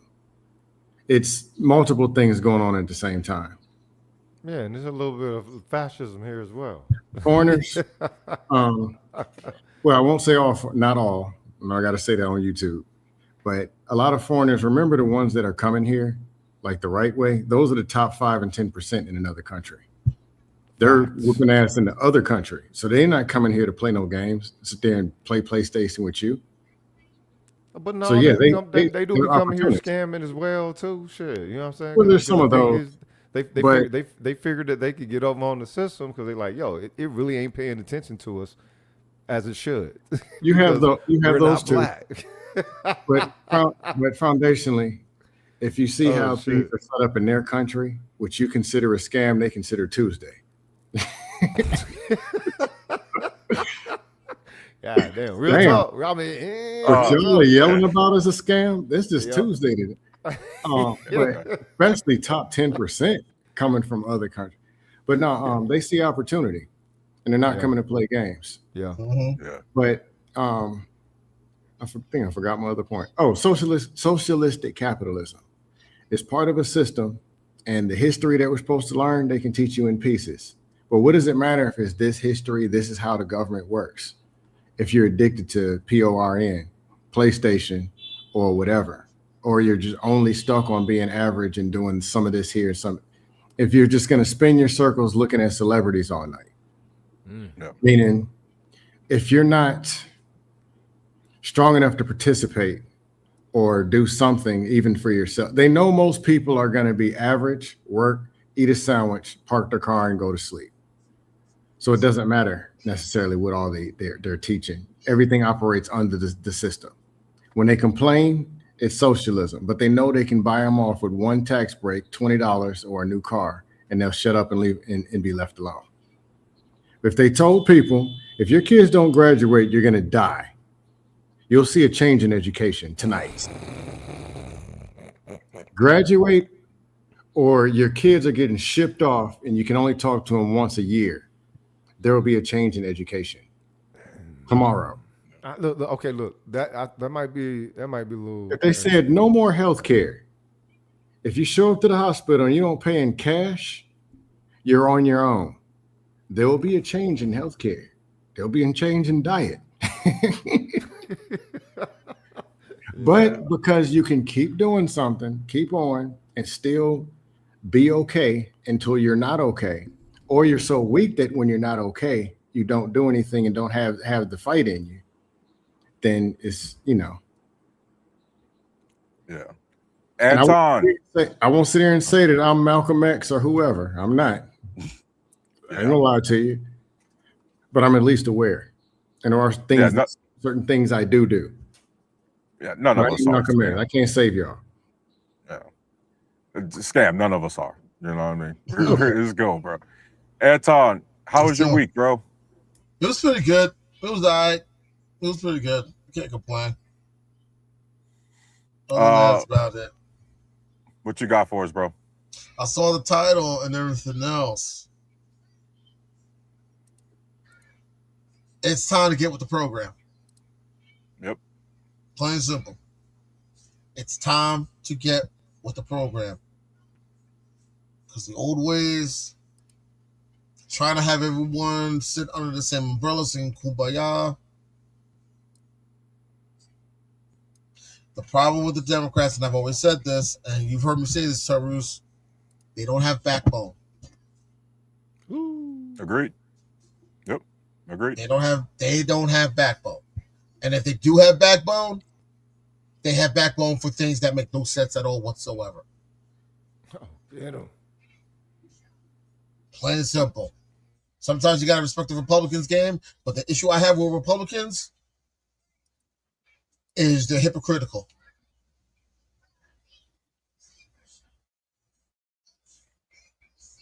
That's my problem with both parties. Dems don't know how to take a stand. They don't know how to stand on business. They're too busy bouncing around from one topic or one subject to another. Republicans love to hide behind the Bible, act like they're holding it down, and do the polar opposite. I'm not looking for someone to be perfect.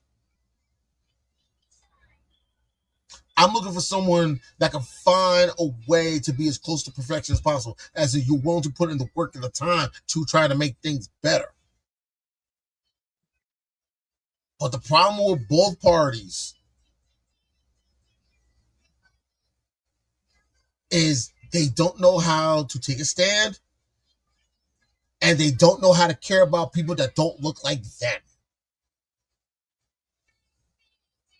They don't care about people who look like them either, to be honest. Okay, I get what you're saying there, Scam. I'll rephrase it. They don't care about people that's not in their tax bracket. They don't care about them either, to be honest. But it feels like some of them always benefited more than us. But I see what you're saying there too. Before you guys continue, I want all of us to be on the same page as well as our audience. Okay. The U.S. economy is a mixed system that combines capitalism and socialism. This means it balances free market principles where individuals and businesses can use capital as they choose with government involvement to support public welfare. While most industries operate privately, sectors such as education, healthcare, and public infrastructure are influenced or managed by the government to ensure accessibility and fairness. This allows for economic freedom while promoting social stability, making the U.S. economy dynamic and resilient. Its size and influences help shape global markets and economic trends around the world. And so our system has been like that basically from the jump. What too many people have been convinced of is basically letting capitalism in this country off the leash. Facts. Like we keep getting these aspects of we need more deregulation. We need to deregulate. We need to lower taxes. Guys, one of the best and only ways a business should get subsidies was the old, oh, you're going to build a factory here. Okay, we'll give you a tax break, right? Yeah. You're providing a bunch of jobs. Right. We completely got away from that, and we just started handing out tax cuts to everybody, to every business, regardless. What was the gain? Right, and so they didn't have to do shit for it. What ultimately was the gain? Just the fact that, the validity was that all they had to do was be big business, and you're going to assist us in having an adequate, healthy labor pool. Okay, now, in this day and age, we got to add on a couple of caveats, a couple of variables. Artificial intelligence is one of those. Hyper automation is one of those. The social conditioning phenomenon of social media is one of those. None of that was taken into consideration with the creation of a government in the past. None of that. They couldn't even. They couldn't even fathom that. So but there's always new technology, like Rogue. That's a irrelevant argument because that shit government. Hold up, because government. Guess what? Phase. Nobody had no government. No government back in the other governments. Rogue. No government had any idea how to deal with the automobile industry coming up when it first did. No government had any idea how to deal with the typewriters or the fucking computers when they first dropped. But they're still involved. Rogue has another point. There's always going to be an industry, some sort of invention or something that we have to manage. The industries now omit the people. The industries back then mitigated the population to a degree. Now what is created omits the people.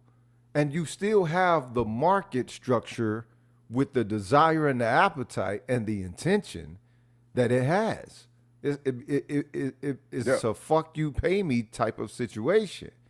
I don't know how the people are going to change that, because that's never been the healthier, I guess, intention to have, or what's the word? Trajectory. That's never been a healthier trajectory to place one's market into, because the market is supposed to be composed of that which is essential for the people, for the sake of the people. This market does not operate for the sake of the people. It doesn't. Yes. And that's why it needs to be changed. That's why I'm up here making the argument and saying why there's new blood coming in, because our system was the best because we had that balance, Rogue. We became stupidly imbalanced. We went complete Reaganomics, trickle-down economics, supply-side Jesus, and it's been a shit show ever since. We have been in a massive amount of federal debt and deficit ever since. Rugged individualism, you could really trace that, our downfall, the decline, to that time period of rugged individualism and trickle-down economics. But that's what I've been telling you, Rogue, because I can see a time where the transition happened. It lets me know that the transition to a new normal, a new healthy normal, is also possible. You can't nobody tell me something could change and then you can't change it again. Or you could definitely change it. Not saying it's going to be just as good as it was, but we could definitely change it from the shit it is now. But the thing is, do you see the current losses as something that you can restore, or do you see some of the current losses as essential factors that were supposed to have maintained a desired and specific integrity the entirety of the time? You can't get it back. We've lost some shit that you can't get back. That's what I said, bro. That's what a new normal means. We're not going to get to the original normal, bro. Yeah. A new normal means we're now dealing with a new post whatever the fuck we was dealing with. Yeah. Right? Like we're dealing with the new normal of COVID in our society, that what it looks like post-COVID, right? That's the new normal. We know we're not ever getting back to 2019 America or 2019 society. Right. So let's mitigate what we're dealing with in the future. The problem is people don't want to adapt to the situation. Either they don't want to or they're refusing to adapt. And that's a problem. The system created unadaptable people. The system has been doing that for a long time. Damn. For example, I hate to say it, going off topic, but I use it as an analogy. Okay. The relationship space. One place over here, men are perfect, something wrong with everybody else. Yeah. The women, the dog, these other people, and somehow you're just perfect.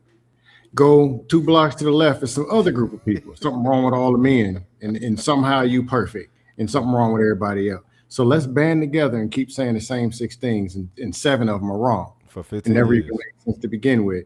And just keep cycling through that. And these people have children. And the children will look at them like, man, I don't know what's right, but this is wrong. I don't know, man. I'm in DR.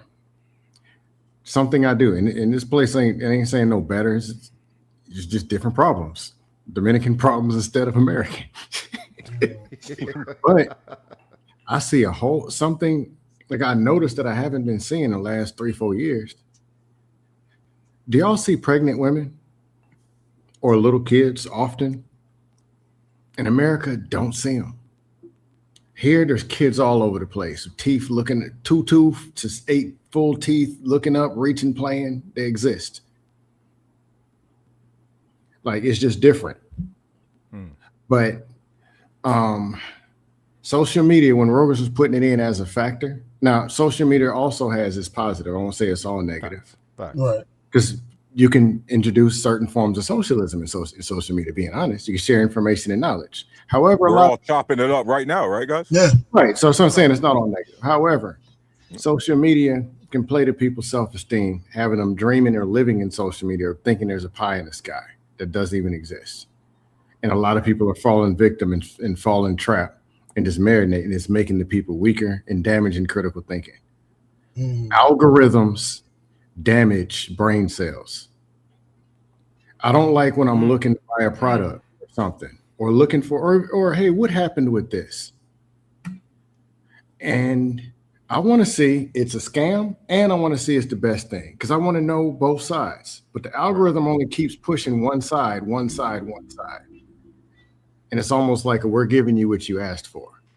Yep. And to people who can't critically think or see a whole 360, they just see them 90 degrees and they stay right between here and right here.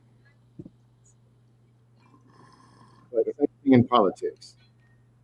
So it's not how can we, what do we do about it? What can I do to better myself? How can I thrive under a shady president, a crooked president, or ugly president? Because the same people are thriving no matter who's in office. It's usually the same ones, plus or minus 5 to 10%. But We got to remember, we have to take into account, Scam, and this is what my fellow Americans need to take into account. When you're dealing with so much dysfunction, the shit bleeds into our social life. And so yes, I be trying to explain to a lot of these guys, Scam, you hear me all the time, bro. For these dudes and these women all the time, gender war, bro, this shit isn't going to get any better, because there's not a country where relationships are good where everybody's too broke to do anything. Okay? Say it again. What do you mean? Say it again. When people are in economic dire straits and are too broke to do anything, you're going to have a hard time being in relationships, right? Like right now, a lot of people, you see this in South Korea, we talked about this last week, you see it in South Korea and Japan, and you're seeing it here in the United States. One of the primary factors for not seeing a lot of pregnant women, Scam, is this costs too fucking much. I disagree. The average woman in America has to pay between $10,000 to $15,000 to deliver a child. Scam. I disagree. That's with healthcare. Because they ain't got no money, but they got their kids and they got their families. Now, I ain't saying it's perfect, but there's more kids here and ain't no money. Wait, we're at the level where that's supposed to be free in the United States. Yeah. That's not supposed to cost. Exactly. That's not supposed to cost anything. Life ain't supposed to cost, death ain't supposed to cost. Now, maintenance is definitely supposed to cost, okay? Right. Yeah. Life and death, if you really are, everybody here say they believe in a God or whatever. If you really believe in that, then how the hell are you going to put a cost of life? Scam. Both my daughters were born on the German economy, not on the military base. And you know how much the German economy charged for my wife's pregnancy? No, that's zero. No, what I was saying, my pushback was that I don't tie money to relationships like they do. No, Scam. What I'm saying is, in any country, if your shit is so dysfunctional that people are too broke to even go outside, then a lot of relationships are also going to take a hit from that too. A lot of people, bro, like you hear the young people, they talking about, what, it's like $8-10 for a drink at the club now? Tarus, people make more money now than they were making. Scam. No, that's not true. The purchasing power of the U.S. of the dollar has dropped. Scam. No, the thing is this. And then on top of that, what it costs to make medium to feel comfortable in America has gone up. Worker productivity, Scam. Worker productivity since 1980 has gone up 64% in America. Wages in that same time frame has gone up 16%. No, I just can't say people in America aren't having kids because they're too broke.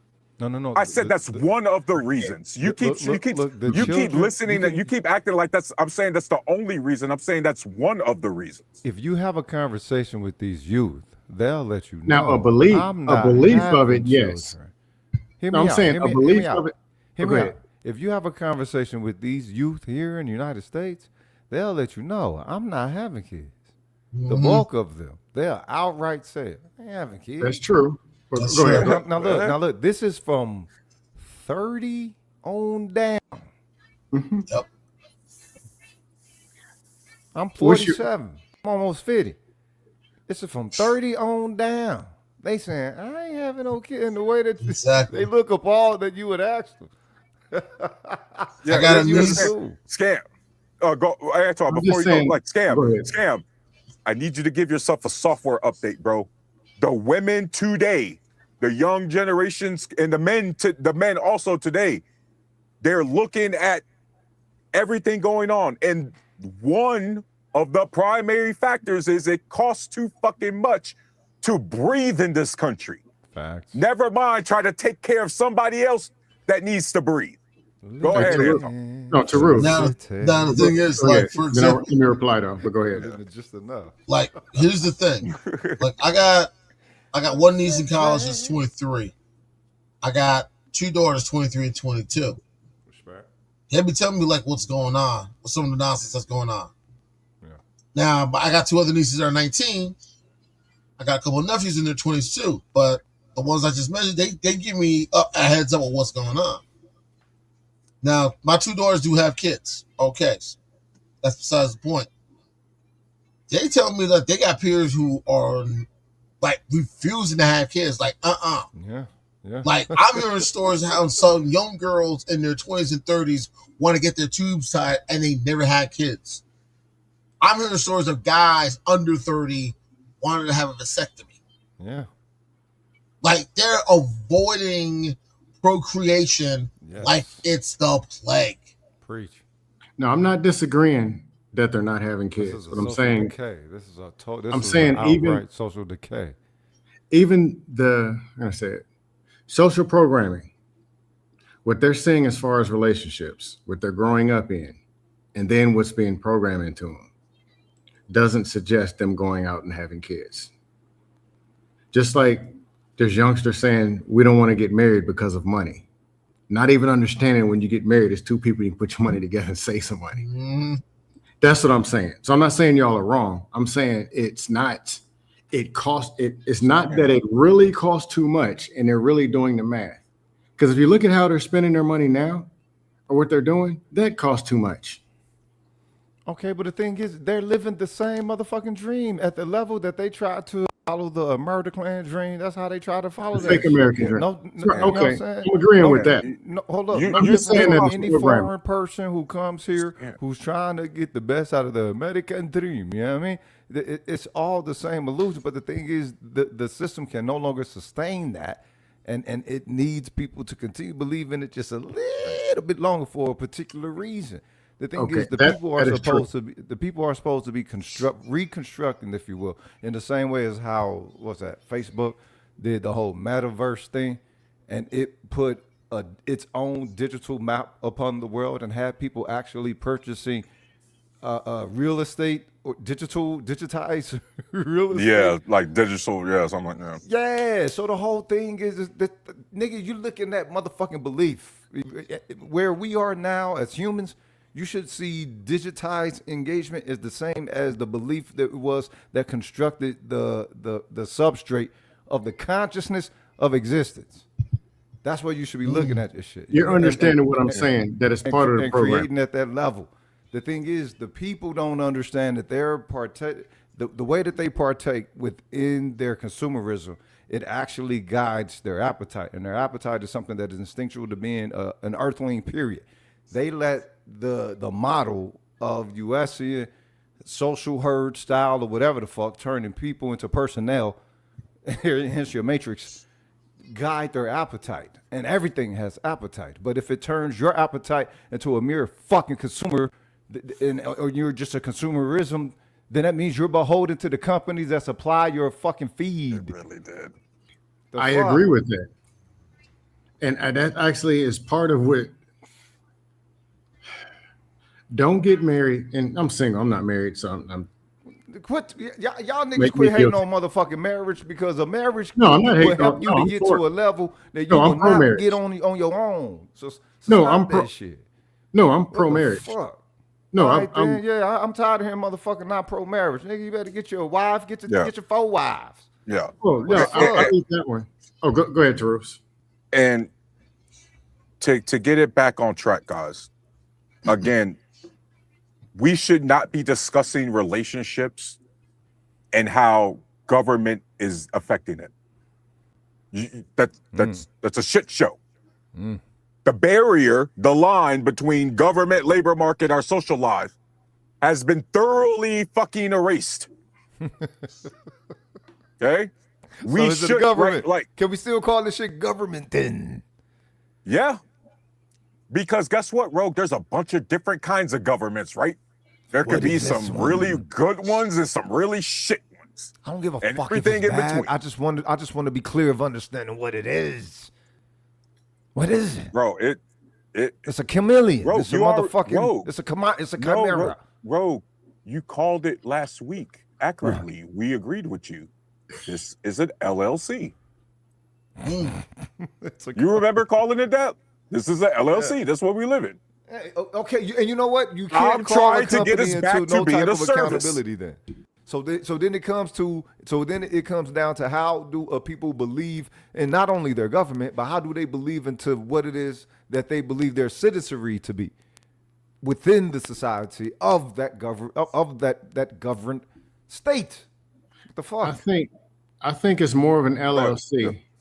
The only thing is the customers can stand up more and make sure the customers and employees can take more of a stand, but it's still going to be an LLC.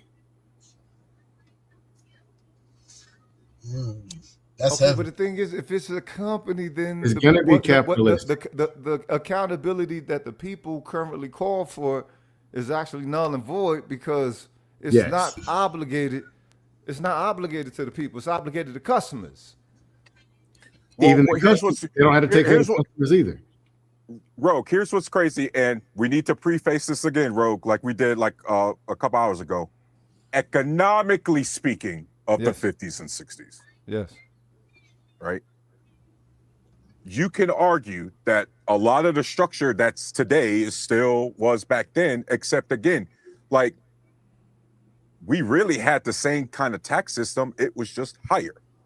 Or Okay. back then, corporations were actually obligated to pay into Social Security and them kind of things. You get what I mean? You wasn't getting tax breaks unless you actually, right, was building a factory and said you deserved it. You wasn't getting a tax break just out of the, right? We don't expect corporations to give you a tax break or to give people a discount out the goodness of their heart. Government should not be giving corporations a tax break out the goodness of their heart. No, Go ahead. there needs to be again. Okay, so This that for means that means there need to be an obligation of them providing something other than a consumer product. Typically, Rogue, a lot of the corporations in mixed economies, and this used to be, corporations actually used to take this upon themselves to do it here in America. But in like, when you see, even in like some of the developing countries, yeah, the corporations had an obligation to do developments in their local communities as well. You know what I mean? They was responsible for maintaining the infrastructure, at least in their general community. They wasn't this bad, but here's a perfect example of a corporation that's obligated to basically provide service. Universal Studios and Disney in that Orlando, Florida area. Mm-hmm. Okay. They got police, they got schools, they got police departments, fire departments, all those different services, and it's mandatory. Oh, you're gonna have this much profit, this much say so. Guess what you gotta provide? And guess what, Rogue? Those services aren't just for the amusement park. Those are for the entire local community. They gotta answer to all those calls. Yep. Right? Now, Hey, you're talking. yeah. Now, my guy Match brought up a good point. They're broke, but they're not broke because of that. They're broke because they've been making dumbass like movie studio decisions and shit like that. Yeah. Right. But the studio systems themselves, Rogue, for decades, they've had to provide those sort of things. Because think about it, Rogue. Could you imagine where Disney World, Universal Studios is? Could you imagine what those local communities would look like if they weren't required to provide those services? Yeah, I mean, well, Florida, remember, Florida has no state income tax. Okay. No, Tarus, the very thing you're talking about, three of my grandparents retired from GM, Michigan. Yeah. Pontiac, Detroit, Flint, all that area. We make cars. Not only that, we pay for health insurance. We take care of our people. One thing that should happen, let's just say there were a new GM. There's just Cars Inc. that pops up in Bloomington, Indiana, or Cleveland, Ohio. Pops up. Yeah. First thing is, okay, you want to come to Cleveland? First, Cleveland says, look, tax breaks. But then Cleveland says, hey, our people, our college graduates, we want first dibs. You're going to come to Cleveland, we're going to take care of Cleveland. We're going to clean up this. Just like you said, they had their own fire or whatever, meaning there's an equity in the people and people buying into the company instead of it just being straight capitalistic. Right. To where you got people sneaking into the country, going direct and hired, working jobs that they can't spell on some buddy stuff for $8 an hour. And you got people broke, knocking each other's heads off that got degrees in the same city. But it should be, let's take Tesla when they came to Austin. I don't know what they did.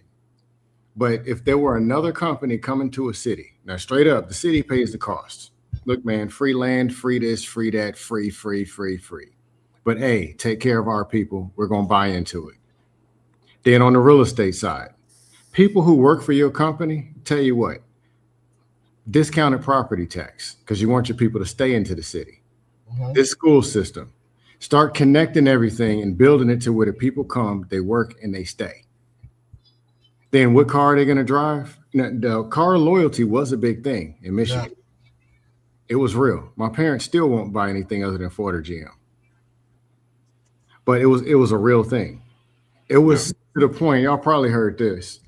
If you parked a foreign car, if you drove a foreign car and you worked at GM or Chrysler, you had to park in a whole nother part. One, it was you can't park in our parking lot. But if you do, go for it. Be lucky if you have tight. You're gonna be walking home because you're messing up our money. Yeah. But that concept, I think, is kind of Tarus what you're trying to pitch: equity, loyalty, and everybody ain't got to make $500 million a year. Somebody always gonna cry and complain it ain't perfect, but some kind of dependability people buy into, and it circles around and everybody benefits. All I demand is that since we've reached Jetson age, let all of the human essentials be taken care of. That's it. Everything that's extra, charge whatever the fuck you want. You know what I'm saying? It's fucked up if you overcharge, whatever, but all of human essentials now that would have plagued humans in the past that you can obliterate, motherfucking obliterate. Hey, Rogish, a friend of mine said this to me. He was on vacation, maybe 2018, 2019. Said his problem with capitalism, and he's not starving. We're doing okay. There's some guy in South Carolina who owns the colors green, turquoise, black, and orange. He owns them. His great-great-grandchildren's dogs will never have to work a day in their life. That's how much money they get. 30 miles or 300 miles away, there's a guy, probably of color, black, Hispanic. All they're trying to do, they're in traffic, they're working as hard as they can, and all they want to do is eat a sandwich. And this guy over here is so greedy that he got a problem with the sandwich that the guy is eating. That's his problem with America. That makes sense. No, that makes perfect sense. That is what the problem is. No, makes sense. What he says is because you got people who have more than enough, and it's still never enough. Well, Let's put this. Them to give us all that. the thing is because what is considered riches over here ain't riches. What is considered wealth over here ain't real wealth. Well, no, it is. It's just here in America, it's not enough, Rogue. You see, it's never enough. What the fuck is enough? I'm gonna put it. He's talking about greed. America got way more money than some small countries over there in Europe and Asia, and them motherfuckers got all they shit covered for all. No, he's talking about the concept, the mindset. If you're addicted to getting money, again, it's never enough. Get money, right? And so think about it like this, guys. We have wealthy people and even some boomers. God, I love boomers. I really wish people could live out their golden years, but damn, boomers, y'all are pissing me off with the property tax argument. Rogue. We got a bunch of boomers and wealthy people who relied on a bunch of people who went to public school to construct their fucking homes, talking about they don't want to pay property taxes that go to supporting public education. You see how fucking selfish that is? The boomers got it the worst because the boomers got they got the bullshit of the fake all the world. No, You know they're the saying? ones It's they're the ones indoctrination. wanting that. Like the boomers are the ones wanting that. Like here, Well, no, like in Florida and here in everybody Ohio. want that, but the thing is, but they're that's what I'm participating saying. more in capitalism in a way that destroys that, as opposed to changing capitalism into something which is a lot more malleable and market fucking respectable unto the global fucking market, unto you know what I'm saying, the global population. Right, but that's what I'm saying. The correct. global market has nothing to do with that selfishness of theirs. Okay. Because what I'm saying is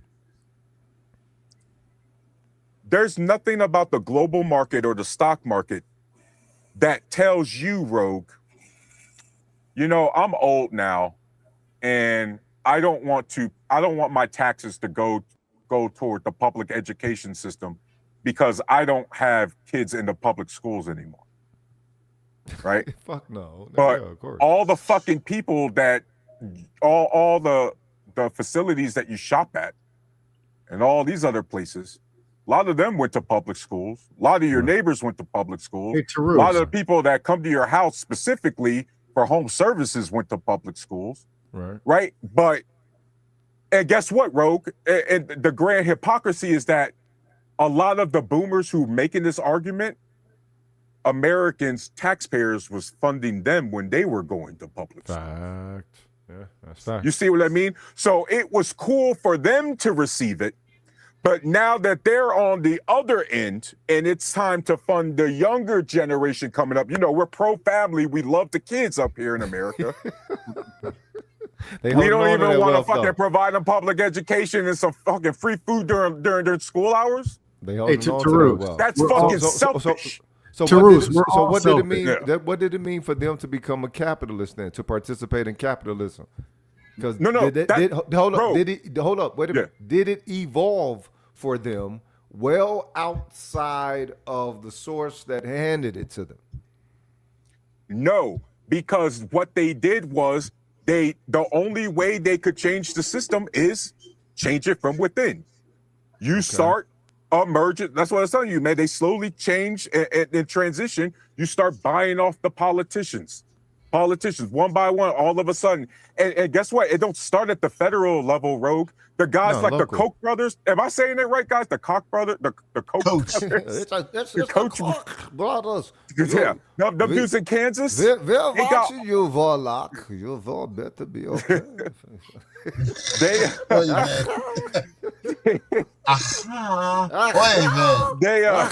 We're watching you, Warlock. Keep it cool. They started in Kansas, Rogue. They didn't start at the federal government level. They started right at their local area. Mm-hmm. Right? That's how you build it up. And so what government's job is supposed to do, Rogue, is to prevent those motherfuckers from taking inch by inch, little by little. Right. You get what I mean? But guess what? Every single time you try to put an end to that, they've, for the last 40, 50 years, successfully been like, hey, maybe we shouldn't let corporations do this. Oh, what are you doing, you fucking commie? Oh, you want the regulations? Well, I mean, that's what we're supposed to do to make it sure the free market is a fair, competitive market. That's literally the role that's defined in our government. But you see, Rogue, over time, we got people literally arguing for the government to not fulfill its functioning role. Right. Hey, Taru, quick question. As a 100% disabled vet, you don't have to pay property tax, do you? In Ohio, I also got to pay property tax. Yeah, it's states like Texas and Florida that have no property tax scam. Here in Ohio, I get like 35% off, some shit like that. Man, get out of there. But I still got to pay. Yeah. I can't use that. But get out of there. No, I don't have a scam.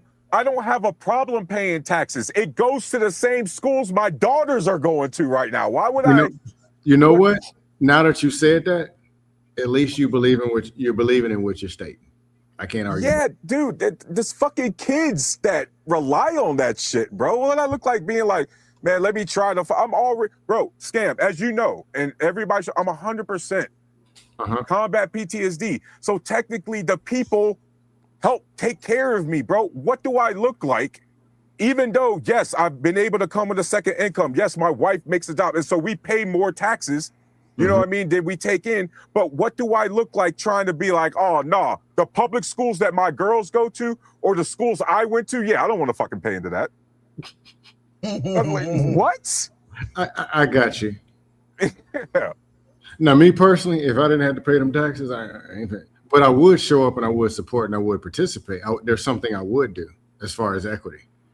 Yeah. So it wouldn't just be I'm gonna do what I wanted, you know. But I don't have no kids. But no, I was gonna say is kind of that very point. If you told people, hey man, you can get $5,000 off your taxes, fill out this form, they're gonna do it and they're gonna get the money and get the $5,000 refund. Then the very things they complain about with the government, man, they ain't take care of these people. They won't do that. All right, you know that 5,000. We need 500 to help with the funding from 100 people. They're not going to return your phone call. People are selfish. I've just come to terms with it. I'm selfish. Now there's levels of it. What does selfishness have to do when it comes to the acquisition and utilization of power and economic models that monopolize power with an aggregate of you? Before you guys continue, real quick, Scam, you could go ahead. I just want to address Mike Hunt, fully dysfunction or even 50% function better. Mike Hunt, that is respectfully, that is state by state. That is not a federal policy. In Ohio, right, you still got to pay property taxes. You just get a percentage. States like Texas and Florida, that's where you could get like the full property tax write-off and stuff like that. But Mike Hunt, that is state by state. Just so we're clear. Go ahead, guys. Yeah. One, it starts with the system. We're in a system of selfish people, and people look around and say, "What's greed? Not self greed feeders. Greed feeders. I need y'all to adopt this Wile E. Coyote super genius term that I made up for these motherfuckers way back in second grade and shit. You feel me? Greed feeders. Absolutely. You feel me? Anybody can be a greed feeder. It ain't got nothing to do with no motherfucking skin color. It's all about your valuing style. Then there are opportunists. Then there are the undisciplined. Then there's the consumers. All of it ties into the system, creating more and more. Then there's the survivalists. All of this falls into the same system. That's all I can say as far as you're saying basically having to endure the system and the system being made of the properties of one having to endure as opposed to being able to move with in ease. Well, people's behavior when the system is bad to where it affects day-to-day life, everything falls within it and behavior has to, for example, in Dominican Republic, and a police patrolling the streets like that, it's mandatory to wear a helmet if you're riding a motorcycle, bike, or whatever. 95% of people have no helmets on. I'm talking about kids, babies, everything. People ride up and down the wrong side of the street. It's Grand Theft Auto out here. But here's the thing, because these people ride on the wrong side of the street, now somebody else has to ride on the wrong side of the street. Because these people cut you off, now you have to cut somebody else off, and then it becomes Grand Theft Auto. Is that bad? Oh yeah. Now hold up. Hold up. Would you think it How would they be roll. different? Do you think it would be different with a different government and within position? It would take a lot to get it fixed once it started, but asking for a government to make people be unselfish when people are born into this world, unselfishizing people, good luck. And that's and I'm not even a blame the system. I'm not even one of those who's a blame the government, blame the whatever. I'm not one of those at all. But I also see reality. Yeah, that's why Rogan scam. The government has no business asking a non-human entity like corporations anything. Corporations adapt and evolve to the government. No. You get what I mean? To the people. It has no business asking a human entity anything. A non-human entity, whatever the fuck that is, you know what I'm saying? I think that's... Well, I'm saying like a non-human entity is a corporation, right? A corporation... Exactly. A corporation exists to... Right. A corporation exists purely to create or to generate a profit. Correct. Right? And that CEO is working on behalf of that corporation, right? And on behalf of the shareholders invested in that corporation. Unfortunately. So because that's inherently not the American people, that is a specific non-human entity. It's more human than we think.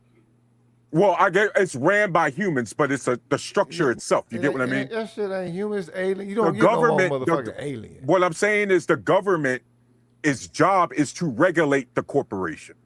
Right. On behalf of the individual. Right. By concept, yes. The government is humans. Well, it needs to happen also in practice. The corporation is greedy humans. That the corporations have personalities. Bipolar, everything. Corporations are on meds. Well, that's thanks to don't by the way, matter though, because but that never. One, yeah. You got it. Yeah, I just wanted to say that became official in 2010 with Citizens United, because we decide our Supreme Court essentially said corporations are people too. That's where we really fucked up. Because that's what I'm telling you guys. That was part of the solution of 2008.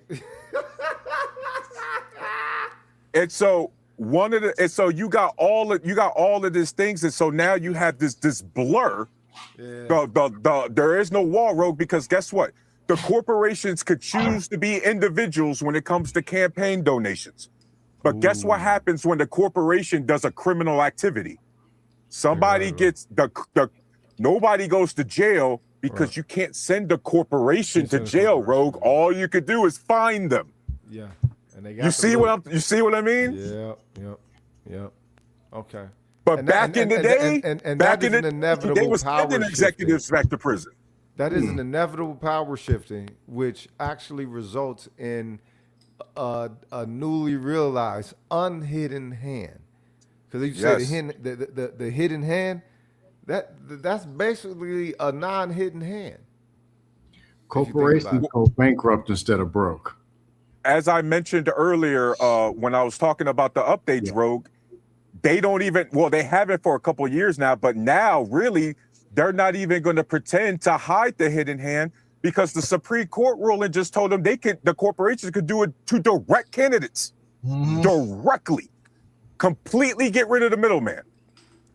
Luigi. Shit. Oh man! Don't push me, cause no, go ahead. You got it. Push to edge. But hey guys, it's 12:34. We've been at it for a little over 2.5 hours. This was a great pod. I think we was really chopping it up and really had some good conversations, or good dialogue. Rogue, I'm gonna start with you, man. What are your final thoughts? Hey, yo, thanks for the sharpening and the build and the hospitality. I holler at y'all on the flip. You know what I mean? Peace. Yeah. Peace, man. All right, brother. Scam, what you got for us? Make sure you're doing your critical thinking and evaluating from a full 360. These organizations, these corporations, these colors and everything, most of the time, they're not for you. They're not for you. It is not for your common good. Some of it maybe, some of it not. But don't think that to entirety, this is some people coming to save you. Other thing is keep your eyes open. Understand what things are and why things are. The more why questions that you can answer, the smarter that you are. Don't close your eyes. Keep your brain open, and don't believe the first thing that you say. Don't let your brain become an algorithm. Look at the left, look at the right, look behind, look forward, and then make a full decision based on all the information. But ask, why is this happening the way that it is? That's all I got. Oh yeah, Scam. Thanks for rocking with us tonight, man. Really appreciate it. Anton, what you got for us, bro? Like I said before, my final thought is this. Dems got to stop playing this kumbaya game, and they got to learn to change the program. And like I said before, Republicans are walking, talking contradictions. Love to play the holier than thou role and preach morals and family values, but they don't follow it themselves. That's been the problem. The problem also, like you were talking about before, there was a time when governments made sure that the corporations followed the rules. Now that corporations are taking advantage of not following the rules, if you try to make them follow the rules, now you're a communist. That's that old Cold War mentality. And even though I didn't live through the times when they were chanting better dead than red, and I didn't have to worry about McCarthyism, I did see the tail end of that old Cold War mindset. Because they kept pushing. Capitalism's good. Communism's bad. And the one time they kept pushing a lot of this nonsense was in the 1980s. Why do you got to work in a factory? Why do you got to work in an auto plant? Why do you got to work in a steel mill? Why do you got to work in a coal mine? No, if you want to be successful, you go to college. You go to college, you get that degree, and you can work in the corporate world. And then they sold some bullshit thinking within the next 5 years, you will either be the next Gordon Gekko or Alex P. Keaton. Translation, a good generation of people were sold a whole lot of bullshit, thinking doing anything that helps build the infrastructure is bad. That the only way you can be successful is wearing a suit and tie. But we still need people to keep the infrastructure going. We still need people to maintain roads. We still need people to maintain and build bridges. We still need people to take out the trash. We still need people to make sure law enforcement is done. We still need people to put out fires. We still need people to protect our parks. We still need people to patrol our shores. We still need people to make sure that things are get done at the airport. And these two common individuals make you seem like if you have that type of job, that's a bad thing. And that's the problem. And the reason why shit is not changing is because you got people who are supposed to be retired, collecting Social Security in these elected positions and feel like they need to die in office like it is their birthright.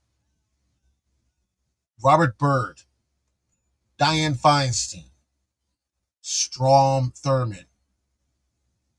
What do they all have in common? Those, exactly. Robert Byrd was 93. Dianne Feinstein, who died most recently, was 92. Strom Thurmond was 100.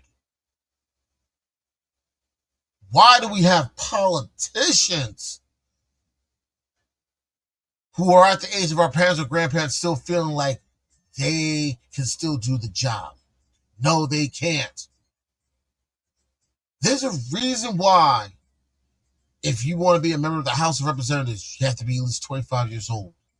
There's a reason why, if you want to be a U.S. Senator, you have to be 30 years old. There's a reason why, if you want to run for the office of the presidency, you have to be at least 35 years old. Why? Because ideas are supposed to evolve with time.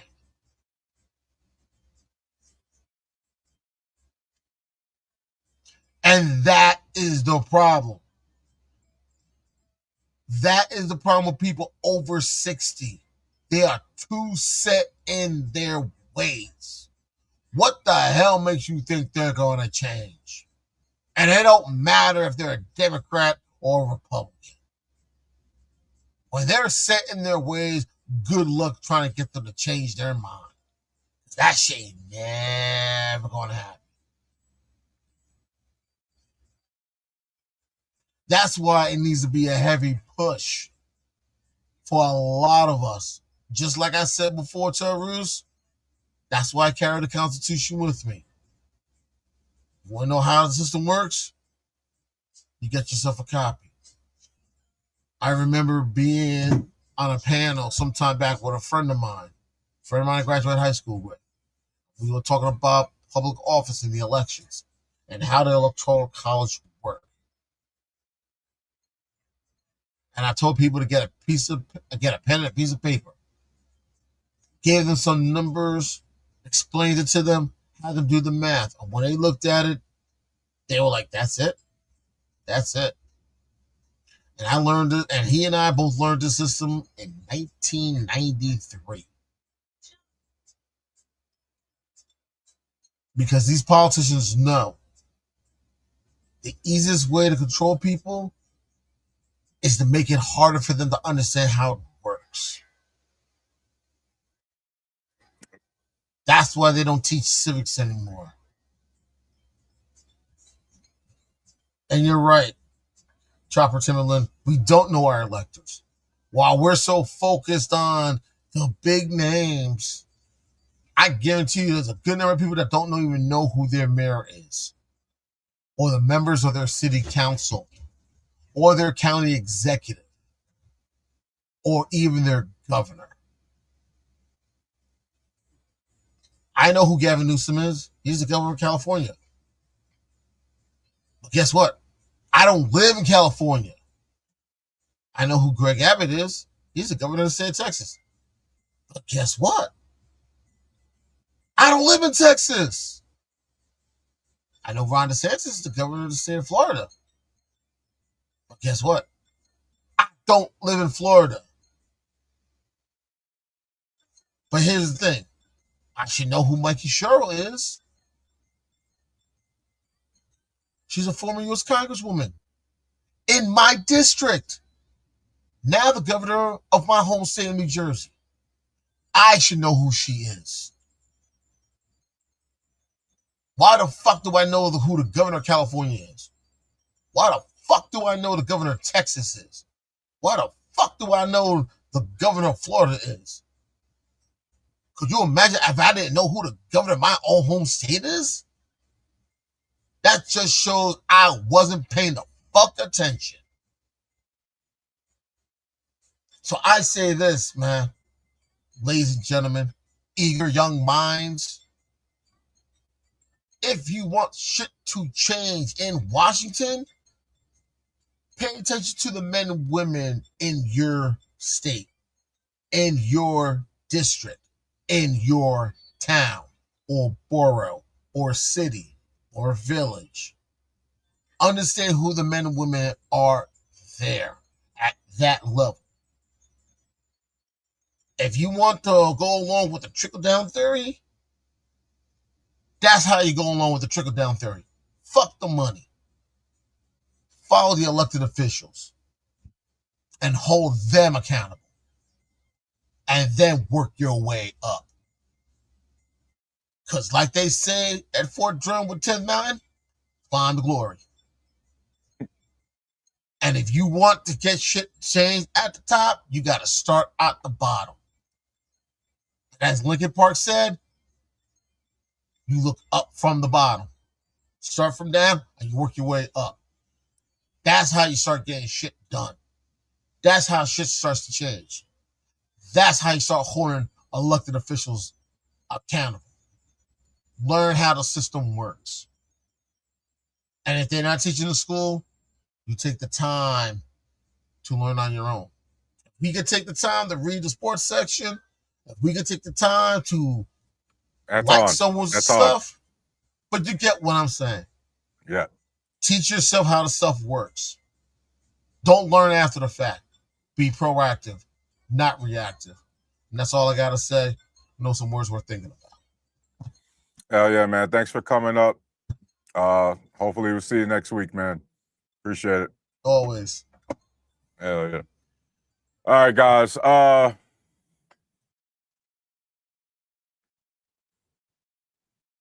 Everybody, Anton was correct. You better know who your representatives are.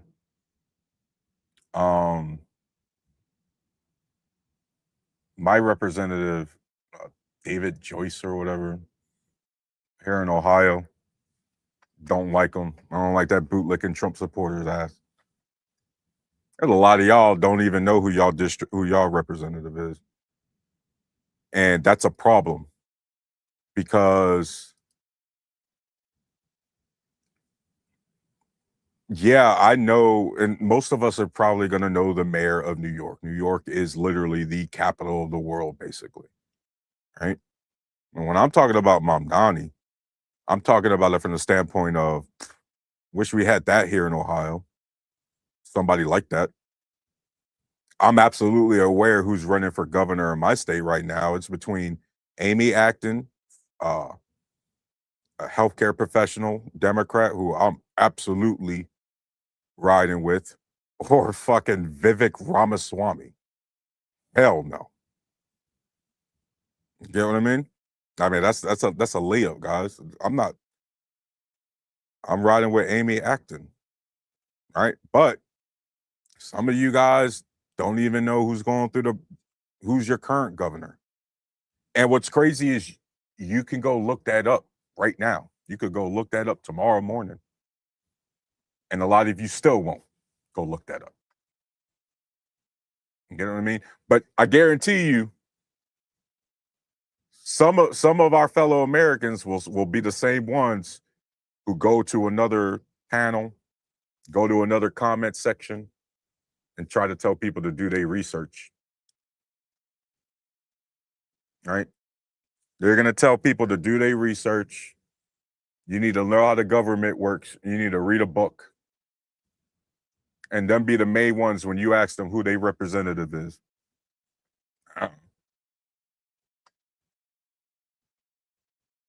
And we need to stop just accepting that. And I expect my fellow Americans to be better. And so I'm going to start treating y'all like y'all should be better. We should have been doing that from the jump. But it's never too late to start, even if maybe it is. I don't care if that's a contradiction or not. It's never too late to start. It's never too late to keep your foot up government's ass. Guys, and I'm talking about basic, fundamental paying attention to who your representative is, paying attention to the issues they support and don't support. Okay? That is not asking too much of our fellow Americans. That it's not. Okay? Paying attention to the representatives and the elected officials that you want to represent you at the best of their ability is not asking the world. Okay? And if that is, the government and everything is not your problem. you're the problem. And you actually have a much larger negative effect on your neighborhood than the government does, because you don't even give a fuck about your civic duty. But again, those guys, watch out for those kind of people, because they'll be the loudest telling you that you should be. That you guys need to pay attention. You guys need to be the ones who do your research. You got to do your research. You got to know the candidates. You got to know the issues. And you got to know the back of your hand, because the people who are demanding that from you, the reality is, guys, they don't know the issues like the back of their hand. And they're really getting their information from you. Like, guys, some of y'all know this, because even whether you're conservative or liberal, you're that person that for whatever reason, a lot of people in your circle get their information from you. And you're like, hold up. You be telling people do your research. You didn't see this? This was like all over the news. What the fuck you been paying attention to? We have to demand better of ourselves and of each other. There is no system that will work properly if we don't do the bare minimum as Americans and pay attention to what our government is and isn't doing. No matter what system we have, that is going to be a requirement. That is going to be an obligation we have. Stop running from that obligation. Stop pretending as if that obligation is too much to bear. And more importantly, start voting for people who are clearly talking about on the ground issues, not shit that you don't even know if it indirectly affects your cost of living or not. We keep saying it's the economy, stupid. It's the economy, stupid. Well, guys, can we actually vote that way for a change? Because so far, everybody just likes voting on whatever new culture war is going to come up. Okay? We're all talking about gas, healthcare, crumbling infrastructure, right? Everything dealing with inflation, the trade war, all of this. And watch a percentage of our fellow Americans vote against their own interests because something, gay, transgendered abortion. Y'all know it's coming. Y'all know it's on the horizon. Watch how many people fall for that dumb shit anyway. The hope is that every election cycle, the people that do fall for that dumb shit, less. All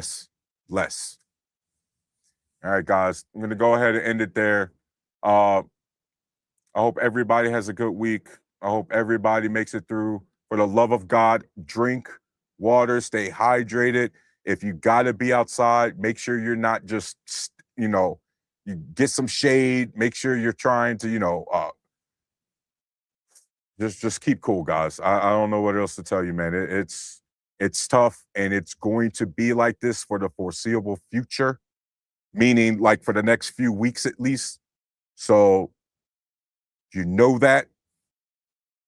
Operate based on that information, all right? Don't pretend as if the heat wave isn't going to affect you, okay? I'm Tyrus the Warlock. You guys make sure you like, share, and subscribe to the Black Man Unfiltered Network. You guys have a great week, and you guys have a great night. Peace.